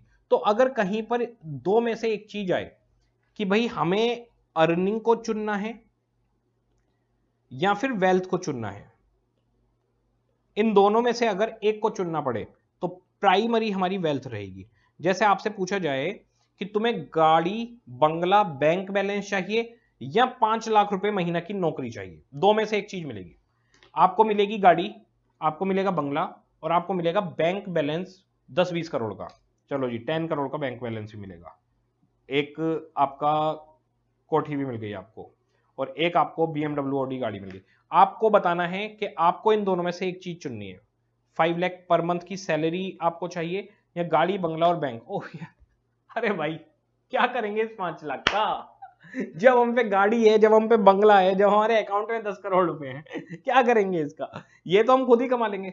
यानी हमें पहले चाहिए भैया वेल्थ, और सच्चाई बताऊं पूरी जिंदगी इस वेल्थ को बनाने में ही तो निकल जाती है, इस वेल्थ के लिए ही तो हम लोग मेहनत और काम करते हैं। तो वेल्थ हमारा प्राइमरी ऑब्जेक्टिव रहेगा और अर्निंग हमारा सेकेंडरी ऑब्जेक्टिव रहेगा। अर्निंग शॉर्ट टर्म ऑब्जेक्टिव होता है, शॉर्ट टर्म होता है बहुत, एनुअल बेसिस पे कमाई की जाती है। इस चीज में ये वाला बिजनेस कर लेते हैं इसमें कमाई होगी, वो वाला बिजनेस कर लेते हैं उसमें कमाई होगी, कोविड में हम मास्क बना लेते हैं तो उससे कमाई हो जाएगी। छोटी छोटी चीजें, मौके मिलते रहते हैं आपको, बिजनेस में बहुत सारे मौके मिलते हैं पैसा कमाने के। जैसे मैं आपको बताता हूं, एक जो एज होती है, करीब करीब आपकी एज उससे निकली है या उसी एज में होगे, इस एज में एक चीज होती है जुगाड़। हर बच्चा एक जुगाड़, जुगाड़ यानी एक छोटा आइडिया लेके आता है, वो अपने घर में पता है मम्मी पापा ऐसे ऐसे सुनो, अगर हम ये वाला काम करें ना तो हम पैसे कमा सकते हैं, अगर हम वो वाला काम करें पैसे कमा सकते हैं। आइडियाज लेके आता है वो, शॉर्ट टर्म आइडिया लेके आता है बहुत छोटे छोटे, कि इससे हम 10,000 कमा लेंगे, इससे हम 5,000 कमा लेंगे, इससे हम 25,000 रुपए कमा सकते हैं। तो ये जो छोटे छोटे आइडियाज हैं छोटी छोटी अर्निंग के लिए होते हैं। तो जो अर्निंग है वो शॉर्ट टर्म ऑब्जेक्टिव होता है। जैसे आपका लास्ट ईयर हो सकता है कि आप लॉस में थे, इस साल हो सकता है आप प्रॉफिट में है, नेक्स्ट ईयर हो सकता है आप ब्रेक इवन पॉइंट पर है। अब मुझे बताइए, ईयर टू ईयर आपकी अर्निंग बदल रही है, लॉस प्रॉफिट बीईपी, कभी लॉस में हो कभी प्रॉफिट में हो कभी बीईपी, तो बिजनेस के अंदर अप डाउन चलते रहते हैं, उस तरीके से अर्निंग बदलती रहती है। लेकिन जो वेल्थ है ये बहुत सालों में इकट्ठी होती है। आपको क्या लगता है अगर आज कोई नई कंपनी आप खोलोगे तो उस कंपनी की रेपुटेशन बन जाएगी एकदम से? कंपनी की रेपुटेशन बनने में बहुत साल लगते हैं, सालों साल लोग मेहनत करते रहते हैं, तब उनका मार्केट में एक नाम बनता है, एक पोजीशन बनती है, एक गुडविल बनती है। तो ये जो वेल्थ है ये लॉन्ग टर्म काम है, ये एक दिन में नहीं बनता। ये जो गुडविल है ये लॉन्ग टर्म काम है, ये एक दिन में नहीं बनता, सालों साल लगते हैं। अब जैसे आप अगर सर्फ की बात करें तो सर्फ एक्सेल, आपके पास टाइड, ये कोई एक या दो दिन के थोड़ी है, एरियल ये बहुत पुराने सर्फ हैं, सालों साल से चल रहे हैं। अभी अगर आप कोई नया सर्फ लॉन्च करोगे तो उसको इनके लेवल पे पहुंचने में बहुत साल लगेंगे, क्योंकि ये अपनी मार्केट में गुडविल और पकड़ बनाए हुए हैं। तो गुडविल और पकड़ समय के साथ बनती है, लॉन्ग टर्म ऑब्जेक्टिव है, ये प्राइमरी ऑब्जेक्टिव है। मैं आपको बता दूं, कंपनी 1 या 2 साल लॉस में चली जाए, 1-2 साल लॉस में चली जाए, कोई फर्क नहीं पड़ता, लेकिन कंपनी के शेयर्स के प्राइस गिर जाएं बहुत फर्क पड़ता है। कंपनी के शेयर्स के प्राइस जैसे ही गिरते हैं, कंपनी की गुडविल जैसे ही गिरती है, उसे बहुत ज्यादा बड़ा नुकसान हो जाता है। ये अर्निंग से बड़ा नुकसान है, क्योंकि उसकी आगे की जो चेन है बिजनेस की वो खराब हो जाती है। तो अगर आपसे पूछा जाए कि भाई आपका प्राइमरी ऑब्जेक्टिव क्या है, तो हमारा प्राइमरी ऑब्जेक्टिव है मैक्सिमाइजेशन ऑफ वेल्थ या फिर maximization of market price of share. हमारा शेयर का प्राइस बढ़ाना हमारी प्राइमरी ऑब्जेक्टिव है। ये लॉन्ग टर्म ऑब्जेक्टिव है, ये शॉर्ट टर्म नहीं है, ये सालों साल में जाके अचीव होता है। अगर सेकेंडरी ऑब्जेक्टिव की बात करें तो अर्निंग पर शेयर को बढ़ाना हमारा सेकेंडरी ऑब्जेक्टिव है। ऑब्जेक्टिव दोनों है, कमाई भी चाहिए वेल्थ भी चाहिए, दोनों चीजें चाहिए, पर प्राइमरी वेल्थ यानी मार्केट प्राइस ऑफ शेयर है, ये शॉर्ट टर्म ऑब्जेक्टिव है। इसके अंदर हम हर साल के टारगेट बनाते हैं कि इस साल हमें अपने प्रॉफिट को यहां पर पहुंचाना है, इस साल हमें अपने प्रॉफिट को यहां तक पहुंचाना है, फिर नेक्स्ट ईयर में इतना पहुंचाना है। ये शॉर्ट टर्म रहता है, 1 ईयर की प्लानिंग, 2 ईयर की प्लानिंग। ये जो वेल्थ है ये लॉन्ग टर्म प्लानिंग होती है, सालों साल में जाके गुडविल बनती है कि हमारा जो विजन है एक दिन यहां से वहां पहुंचने का है। ठीक है, जो आपका प्राइमरी ऑब्जेक्टिव है उसमें आपको ध्यान रखना है, ट्रेड ऑफ शब्द मिलेगा आपको। ट्रेड ऑफ का मतलब होता है बैलेंस करना दो चीजों के बीच में, ट्रेड ऑफ और balancing between risk and return.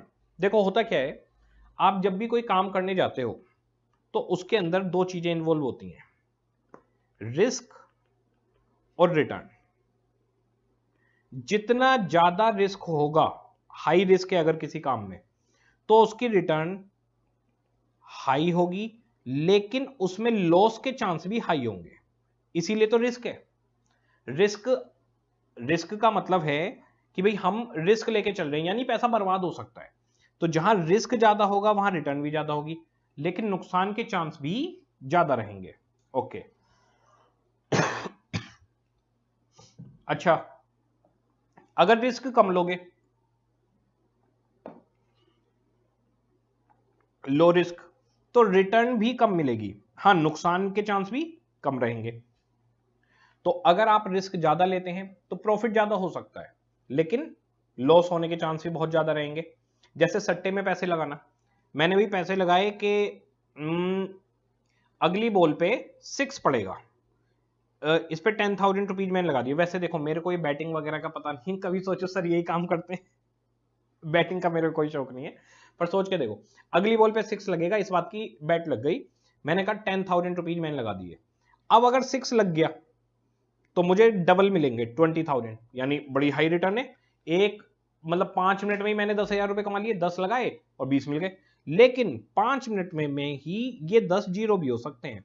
तो अगर रिस्क हाई लिया है तो रिटर्न भी हाई होगी, लेकिन लॉस भी हाई होने के चांस रहेंगे। ओके, अच्छा लो रिस्क में क्या होगा, इसमें रिटर्न तो कम है लेकिन लॉस भी कम है। जैसे मैंने ये 10,000 रुपीज बैंक में जमा कर दिए, तो बैंक में जमा कर दिए तो 1 ईयर के बाद 5% एक एवरेज इंटरेस्ट लगा लेते हैं, मेरे को 500 रुपए मिलेंगे। यानी 500 रुपए कमाने में पूरा साल लग गया, और यहां 10,000 रुपए चुटकी बजाते ही कमा सकता था, लेकिन वो 10,000 जीरो भी तो हो सकते थे, यहां मेरे 10,000 तो सेफ हैं। तो आपके पास जो लॉन्ग टर्म ऑब्जेक्टिव है वहां पर आपको बैलेंसिंग करनी पड़ती है रिस्क और रिटर्न में, ना ज्यादा रिस्क ना कम रिस्क, रिटर्न भी मीडियम। ओके, लेकिन जो आपका सेकेंडरी ऑब्जेक्टिव है वहां पर हाई रिस्क लिया जा सकता है। हाई रिस्क का मतलब can be accepted to earn high return, कि हम अपनी इनकम को बढ़ाने के लिए एक बड़ा रिस्क ले सकते हैं, लेकिन अगर वेल्थ के पॉइंट ऑफ व्यू से देखा जाए तो हमें रिस्क नहीं लेना चाहिए। जैसे टाटा साहब से पूछा जाए कि क्या आप रिस्क लेंगे, तो वो कहेंगे टाटा साहब के नहीं, हम अपनी वेल्थ को मेंटेन करना चाहते हैं, हमारी अच्छी गुडविल है, हम रिस्क नहीं लेंगे। अच्छा, अगर आपको इनकम बढ़ानी है तो आप क्या कर सकते हैं, इनकम बढ़ानी है तो आप रिस्क ले सकते हैं, क्योंकि रिस्की प्रोजेक्ट में जाओगे तो आप अपनी इनकम को इंक्रीज कर सकते हो। ओके, ये हमारे पास ये पॉइंट हो गए। इसके बाद में हमारे पास है last point, economic value added. ये बहुत आसान है, ये गुडविल या सुपर प्रॉफिट है। तो हमारे यहाँ पे गुडविल या सुपर प्रॉफिट को इकोनॉमिक वैल्यू एडेड कहा गया है, यानी आपने इकोनॉमिकली क्या वैल्यू एडिशन किया। इसमें हम क्या लेते हैं, एक तो लेते हैं हम आरओआई यानी रिटर्न ऑन इन्वेस्टमेंट, और दूसरा हम लेते हैं cost of capital. Cost of capital और रिटर्न ऑन इन्वेस्टमेंट के लिए हमें आना होगा यहां पर ऊपर, यहां से आपके पास एप्लीकेशन ऑफ फंड से आपके पास आएगी रिटर्न ऑन इन्वेस्टमेंट, कि हमने जो पैसा लगाया, जैसे मान लो 1000 करोड़ आपने लगाया, तो रिटर्न आ गई आपकी मान लो 200 करोड़, तो आरओआई कितना आ गया 20%, कि हमने 1000 करोड़ लगा के 200 कमा लिया, तो रिटर्न ऑन इन्वेस्टमेंट 20%। फिर इधर जो सोर्सेज ऑफ फंड है इनके साथ जुड़ी हुई है कॉस्ट, तो यहां पर है cost of capital. Cost of capital, cost of capital के अंदर आपके पास क्या है, ये जो फंड्स हैं जैसे डिवेंचर, प्रीफरेंस, इक्विटी, इन सबको कितना देना है। तो कॉस्ट ऑफ कैपिटल आपके पास जैसे कितना पैसा मंगवाया 1000 करोड़, और इनको आपको जो पेमेंट देनी है वो पेमेंट देनी है मान लो 150 करोड़, तो 150 करोड़ देना है यानी 15% देना है। तो आपने कमाया कितना 20% 1000 करोड़ पर, और उस 1000 करोड़ को जिन लोगों से मंगवाया था उन्हें कितना देना है 15%। फिर से हमने बिजनेस में 1000 करोड़ का इन्वेस्टमेंट किया, तो बिजनेस में आगे इन्वेस्टमेंट कर रहे हो तो पीछे सोर्सेज ऑफ फंड से पकड़ना ही तो पड़ेगा, लाओ भाई पैसे दो, और यहां आगे इन्वेस्टमेंट कर दिया, तो जब आप आगे इन्वेस्टमेंट कर रहे हैं उससे रिटर्न आएगी तो 20% आ रही है। और जो पीछे सोर्सेज से पैसा मंगवाया, इक्विटी, प्रीफरेंस एटसेट्रा से, वो जो पैसा मंगवाया है उनसे आपकी बात हुई है कि 15% रिटर्न देंगे, तो 15% पे बात हुई है, कमाई 20% है, इसका मतलब जो 5% बचा वो इक्विटी शेयर होल्डर को फालतू मिल जाएगा, जो भी पैसा फालतू होगा वो सब इक्विटी शेयर होल्डर ले जाएंगे। तो यहां पर हम बोलेंगे कि 5% इकोनॉमिक वैल्यू एडेड हो गया, कि हमने 5% फालतू कमा दिया। अच्छा, कॉस्ट ऑफ कैपिटल हमारे पास पूरा एक चैप्टर है, रिटर्न ऑन इन्वेस्टमेंट हमारे पास पूरा का पूरा एक चैप्टर के अंदर कवर हो जाएगा। ठीक है, आ जाइए अब देखते हैं। इकोनॉमिक वैल्यू एडेड का मतलब है कि return on investment minus cost of capital. तो जैसे रिटर्न ऑन इन्वेस्टमेंट है 20%, कॉस्ट ऑफ कैपिटल है 15%, ये होती है पॉजिटिव इकोनॉमिक वैल्यू एडेड। ये देखिए आरओआई 20% और कॉस्ट ऑफ कैपिटल है 15%, तो आरओआई कॉस्ट ऑफ कैपिटल से ज्यादा है, यानी कमा रहे हैं 20, पेमेंट सिर्फ 15 करनी है, 5% बचेगा, वो 5% इक्विटी शेयर होल्डर को बटेगा। फिर तो ये हुई पॉजिटिव ईवीए। आप सुपर प्रॉफिट की सिचुएशन में है, यानी आपका प्रॉफिट नॉर्मल से ज्यादा है। ओके, आपकी गुडविल पॉजिटिव होगी और आपका जो मार्केट प्राइस ऑफ शेयर है वो बढ़ जाएगा विद हाई ग्रोथ रेट। आपका जो मार्केट प्राइस ऑफ शेयर है वो बढ़ेगा हाई ग्रोथ रेट से। होता क्या है, किसी भी कंपनी का जो शेयर प्राइस है वो ईयर टू ईयर बढ़ता रहता है due to inflation, due to general growth in industry. तो जैसे हमारे पास दो इंडस्ट्री हैं, अभी हमारा शेयर 10 रुपए का है, अगले साल 11 का हो जाएगा, फिर 12 का, फिर 13 का, फिर 14 का। ये नॉर्मल ग्रोथ रेट है। तो जो कंपनी सुपर प्रॉफिट कर रही है, यानी नॉर्मल से ज्यादा कमा रही है, भाई 15% खर्चा है, 20% कमाई है, तो आपकी कमाई एक्सेस है। तो आप 5% ज्यादा कमा रहे हैं सुपर प्रॉफिट की सिचुएशन में, तो मार्केट में आपकी रेपुटेशन बढ़ेगी कि पता है वो वाली कंपनी 20% रिटर्न दे रही है, उसकी कमाई बहुत ज्यादा है, और दूसरी कंपनियां 15 दे रही हैं। तो आपकी कंपनी की रेपुटेशन मार्केट में बढ़ेगी। हर कोई पता है क्या चाहेगा, आपकी कंपनी के शेयर्स खरीदना। हर कोई सोचेगा ये बहुत अच्छी कंपनी है, ये हाई रिटर्न देती है, इसके शेयर्स खरीदते हैं। तो क्या होगा, शेयर्स की डिमांड बढ़ जाएगी और सप्लाई कम। अब जरा सोचिए, आपके पास एक ऐसी कंपनी का शेयर है जो एक हाई प्रॉफिट में चल रही है, पॉजिटिव ईवीए के साथ चल रही है। पॉजिटिव ईवीए यानी सुपर प्रॉफिट दे रही है आपकी कंपनी, ठीक है।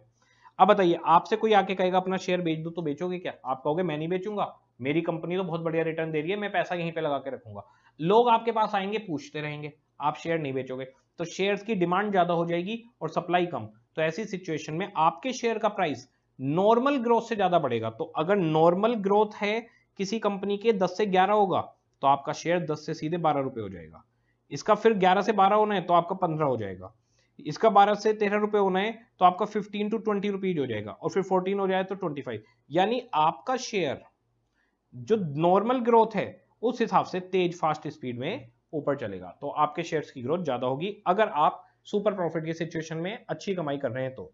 अच्छा, अगर आप नॉर्मल कमाई कर रहे हैं तो कोई दिक्कत नहीं है, यानी कमाई है 20% और खर्चा भी 20% है। अच्छा, इस कमाई और खर्चे में कॉस्ट ऑफ कैपिटल पूरा एक चैप्टर है, वहां पर हम डिस्कस करेंगे एक प्रॉपर वे में। इस कमाई और खर्चे में ये जो कॉस्ट ऑफ कैपिटल है, इसमें इक्विटी शेयर का भी इन्वॉल्व है। यानी कॉस्ट ऑफ कैपिटल में इक्विटी को जो पैसा देना है, प्रीफरेंस को जो देना है और डेट को जो देना है, सबका पैसा है। मैंने यहां पर ऊपर लिखा भी है कि सोर्सेज ऑफ फंड को जो पेमेंट करनी है, सबको इनको जो पैसा देना है सबको, वो कॉस्ट ऑफ कैपिटल है। तो कॉस्ट ऑफ कैपिटल चैप्टर में हम सीखेंगे कि ये किस तरीके से कैलकुलेट होता है। तो अब मान लीजिए आपकी कमाई 20% है और पेमेंट भी 20 करनी है, जिसमें इक्विटी की भी पेमेंट हो जाएगी, प्रीफरेंस की भी, डिवेंचर की, सबको पैसा मिलेगा, सबको मनचाहा पैसा मिल गया जी। ओके, इसका मतलब इकोनॉमिक वैल्यू एडेड कुछ भी नहीं हुआ। आपका सुपर प्रॉफिट नहीं है, आपका नॉर्मल प्रॉफिट है। आपकी गुडविल, ऐसा नहीं है कि आप घटिया काम कर रहे हो, आप भी अच्छा काम कर रहे हो, लेकिन ये वाली कंपनी बड़ा तगड़ा काम कर रही है। ये कंपनी जितना खर्चा है उससे 5% फालतू कमा रही है, तो ये ग्रोथ भी जल्दी करेगी। आपकी कंपनी सही है, नॉर्मल है, कोई दिक्कत नहीं है। आपका एमपीएस जो इंक्रीज होगा वो नॉर्मल ग्रोथ रेट से होगा, तो आपका 10, 11, 12, 13, 14 इस तरह से बढ़ेगा। ये कंपनी बहुत तेज उछलेगी जो आपकी पॉजिटिव ईवीए वाली है। ओके, फिर तीसरी सिचुएशन, वर्स्ट सिचुएशन, कि कमाई तो है 15% और खर्चा है 20%। कमाई 15 और खर्चा 20। ऐसी सिचुएशन में आप तो बहुत बुरी स्थिति में, देना 20 है, कमा 15 रहे हो। अब मुझे बताओ 5% किसका कट जाएगा? खर्चा 20% है, इनकम 15% है, तो किसका पैसा कटा? पैसा कटा इक्विटी शेयर होल्डर का। 5% उनका पैसा कट गया, क्योंकि अल्टीमेटली नुकसान तो इक्विटी शेयर बियर करेंगे। तो भाई साहब आप तो नेगेटिव ही हैं, ये तो लॉस की सिचुएशन है, आपकी गुडविल बेकार है। ऐसी सिचुएशन में आपके शेयर होल्डर शेयर को बेच बेच के भागेंगे। मुझे बताइए, कंपनी नुकसान में चल रही है, कमा रही है 15, खर्चा ही 20% है। ऐसी सिचुएशन में बताइए कंपनी का शेयर होल्डर क्या सोचेगा? इस कंपनी को छोड़ के भागो। आपका शेयर अगर नुकसान में भी है, आपने मान लीजिए 10 रुपए का शेयर लिया है और वो 9 रुपए में बिक रहा है, तो भी आप कहोगे छोड़ के भागो, क्योंकि इस कंपनी का शेयर आगे और गिरेगा। आपको पता है कंपनी नुकसान में जा रही है, तो जो कंपनी नुकसान में जा रही होती है उसका share price day by day गिर जाता है और एक दिन वो बैंकरप्ट हो जाती है। तो ऐसी सिचुएशन में आपका market price of share decrease हो जाएगा। ये हमारे पास एफएम के छोटी छोटी सी कुछ बातें थी, ऐसे ही बस नॉर्मली। अभी जब चैप्टर चलेंगे तो हम इनकी इन डेप्थ जाएंगे और एक अलग लेवल पे हम लोग पहुंचने वाले हैं। आ जाइए जरा एक बार देखते हैं आज हमने क्या क्या डिस्कशन किया है। और इंट्रोडक्शन का काम हमारा खत्म हो जाएगा। बहुत बेसिक सी चीजें हमने सीखी आज। देखिए अब जरा फाइनेंशियल मैनेजमेंट की डेफिनेशन पढ़ने वाले हैं। पहले हमने सिलेबस समझ लिया है, फिर हमने बुक समझ लिए हैं पूरा। कल आपको 2 रजिस्टर लेके आने, एक कंसेप्ट का और एक न्यूमेरिकल का। आज जो हमने बेसिक टर्म्स सीखी हैं फाइनेंशियल मैनेजमेंट, अब जरा डेफिनेशन पढ़िए, पूरी डेफिनेशन क्लियर हो जाएगी आपको। Financial management refers to that managerial activity, management का काम है, which is concern with arrangement of funds, fund मंगवाने हैं, फ्रॉम वेरियस सोर्सेज, कौन सी सोर्सेज हैं, इक्विटी, डेट और preference, with consideration of cost, control and risk, cost कितनी लगेगी, कंट्रोल कितना, रिस्क कितना। अगर आपको कंट्रोल नहीं देना तो डिवेंचर और प्रीफरेंस इशू करो, अगर आपको रिस्क नहीं लेना तो इक्विटी इशू करो, अगर आपको कॉस्ट कम चाहिए तो डिवेंचर इशू करो। तो आपको ये सोचना पड़ेगा किससे पैसा मंगवाना है। तो अरेंजमेंट ऑफ फंड्स करना है, कॉस्ट कंट्रोल और रिस्क को सोचकर, and application of these funds, इनको अप्लाई करना है फिक्स्ड एसेट्स में, वर्किंग कैपिटल में, in an effective manner to maximize share holder earning and wealth. कि हमारे दो ये ऑब्जेक्टिव है, मार्केट प्राइस ऑफ शेयर बढ़ाना और इक्विटी अर्निंग पर शेयर बढ़ाना। ठीक है, तो ये हमारे पास फाइनेंशियल मैनेजमेंट का बेस आ गया। एक जगह से पैसा आएगा, एक जगह पे लगाएंगे, जहां लगाएंगे वहां से आरओआई आएगी, जिनसे पैसा मंगवाया है उनके साथ कॉस्ट ऑफ कैपिटल इन्वॉल्व है। कॉस्ट ऑफ कैपिटल और आरओआई का डिफरेंस इकोनॉमिक वैल्यू एडेड होता है। अगर आरओआई ज्यादा है तो आपके शेयर के प्राइस बढ़ेंगे, आप सुपर प्रॉफिट सिचुएशन में। अगर आरओआई और कॉस्ट ऑफ कैपिटल एक बराबर है तो आप इक्वल प्रॉफिट सिचुएशन में, नॉर्मल ग्रोथ रहेगी, नॉर्मल बिजनेस है। ओके, और अगर आपकी आरओआई से कॉस्ट ऑफ कैपिटल ज्यादा है, कॉस्ट ऑफ कैपिटल हाई है, आरओआई कम है, प्रॉफिट कम है, तो आपकी कंपनी डूबने वाली है। ओके, फाइनेंशियल मैनेजमेंट के अंदर जो डिसीजन है वो फाइनेंसिंग, इन्वेस्टमेंट और डिविडेंड, 3 डिसीजन है। फाइनेंसिंग के अंदर कितना पैसा मंगवाना है और किस प्रोपोर्शन में मंगवाना है। इन्वेस्टमेंट के अंदर कितना पैसा इन्वेस्ट करना है और किस प्रोपोर्शन में इन्वेस्ट करना है। और डिविडेंड के अंदर कितना डिविडेंड देना है और उसका इफेक्ट क्या पड़ेगा शेयर होल्डर के दिमाग पर और कंपनी के ऊपर। कॉस्ट, रिस्क और कंट्रोल, ये तीनों कंसिडरेशन हमारे पास आ गए हैं। ऑब्जेक्टिव प्राइमरी हमारे पास है लॉन्ग टर्म, कंपनी की वेल्थ पे ध्यान देना, इसमें हम बैलेंसिंग करके चलते हैं, पंगे नहीं लेते। दूसरा है हमारा शॉर्ट टर्म ऑब्जेक्टिव के अर्निंग को बढ़ाना है, और अर्निंग को बढ़ाने के लिए आप रिस्क भी ले सकते हैं। आज का हमारा इंट्रोडक्शन का काम खत्म। मुझे लगता है कि आप लोग को सारी चीजें पूरी तरीके से क्लियर हो गई होंगी। एफएम पूरी तरीके से न्यूमेरिकल पेपर है। नेक्स्ट लेक्चर में हम लोग first chapter EBIT and EPS analysis से शुरू करेंगे। बहुत आसान चैप्टर जाने वाले हैं, आराम से कंसेप्ट को समझेंगे, आराम से न्यूमेरिकल को समझेंगे और मजे करने वाले हैं। माइंड में एक बात बिल्कुल ध्यान से रखिए, मैं जैसे बताऊं बिल्कुल वैसे ही चलते रहिएगा। आपको 70-80 मार्क्स के लिए सोचना ही नहीं पड़ेगा। आपकी पॉकेट के अंदर 70-80 मार्क्स डलवाना मेरा काम है, ये मेरी गारंटी है कि इतने नंबर आपके आएंगे। बस जैसे मैं बताऊं बिल्कुल वैसे ही चलते रहिएगा। और एफएम और इकोनॉमिक्स बहुत ही सिंपल और आसान पेपर है, तो हम लोग इसके अंदर बहुत मजे करने वाले हैं। बहुत सारी प्रैक्टिकल चीजें सीखेंगे कि कंपनी कैसे काम करती है, शेयर प्राइस कैसे बदलते हैं, बहुत सारी चीजें हम सीखने वाले हैं जो मार्केट के अंदर घूमती रहती हैं। तो कल मिलते हैं आपसे फर्स्ट लेक्चर में ईबीआईटी ईपीएस के। ओके जी, सभी को टाटा बाय बाय।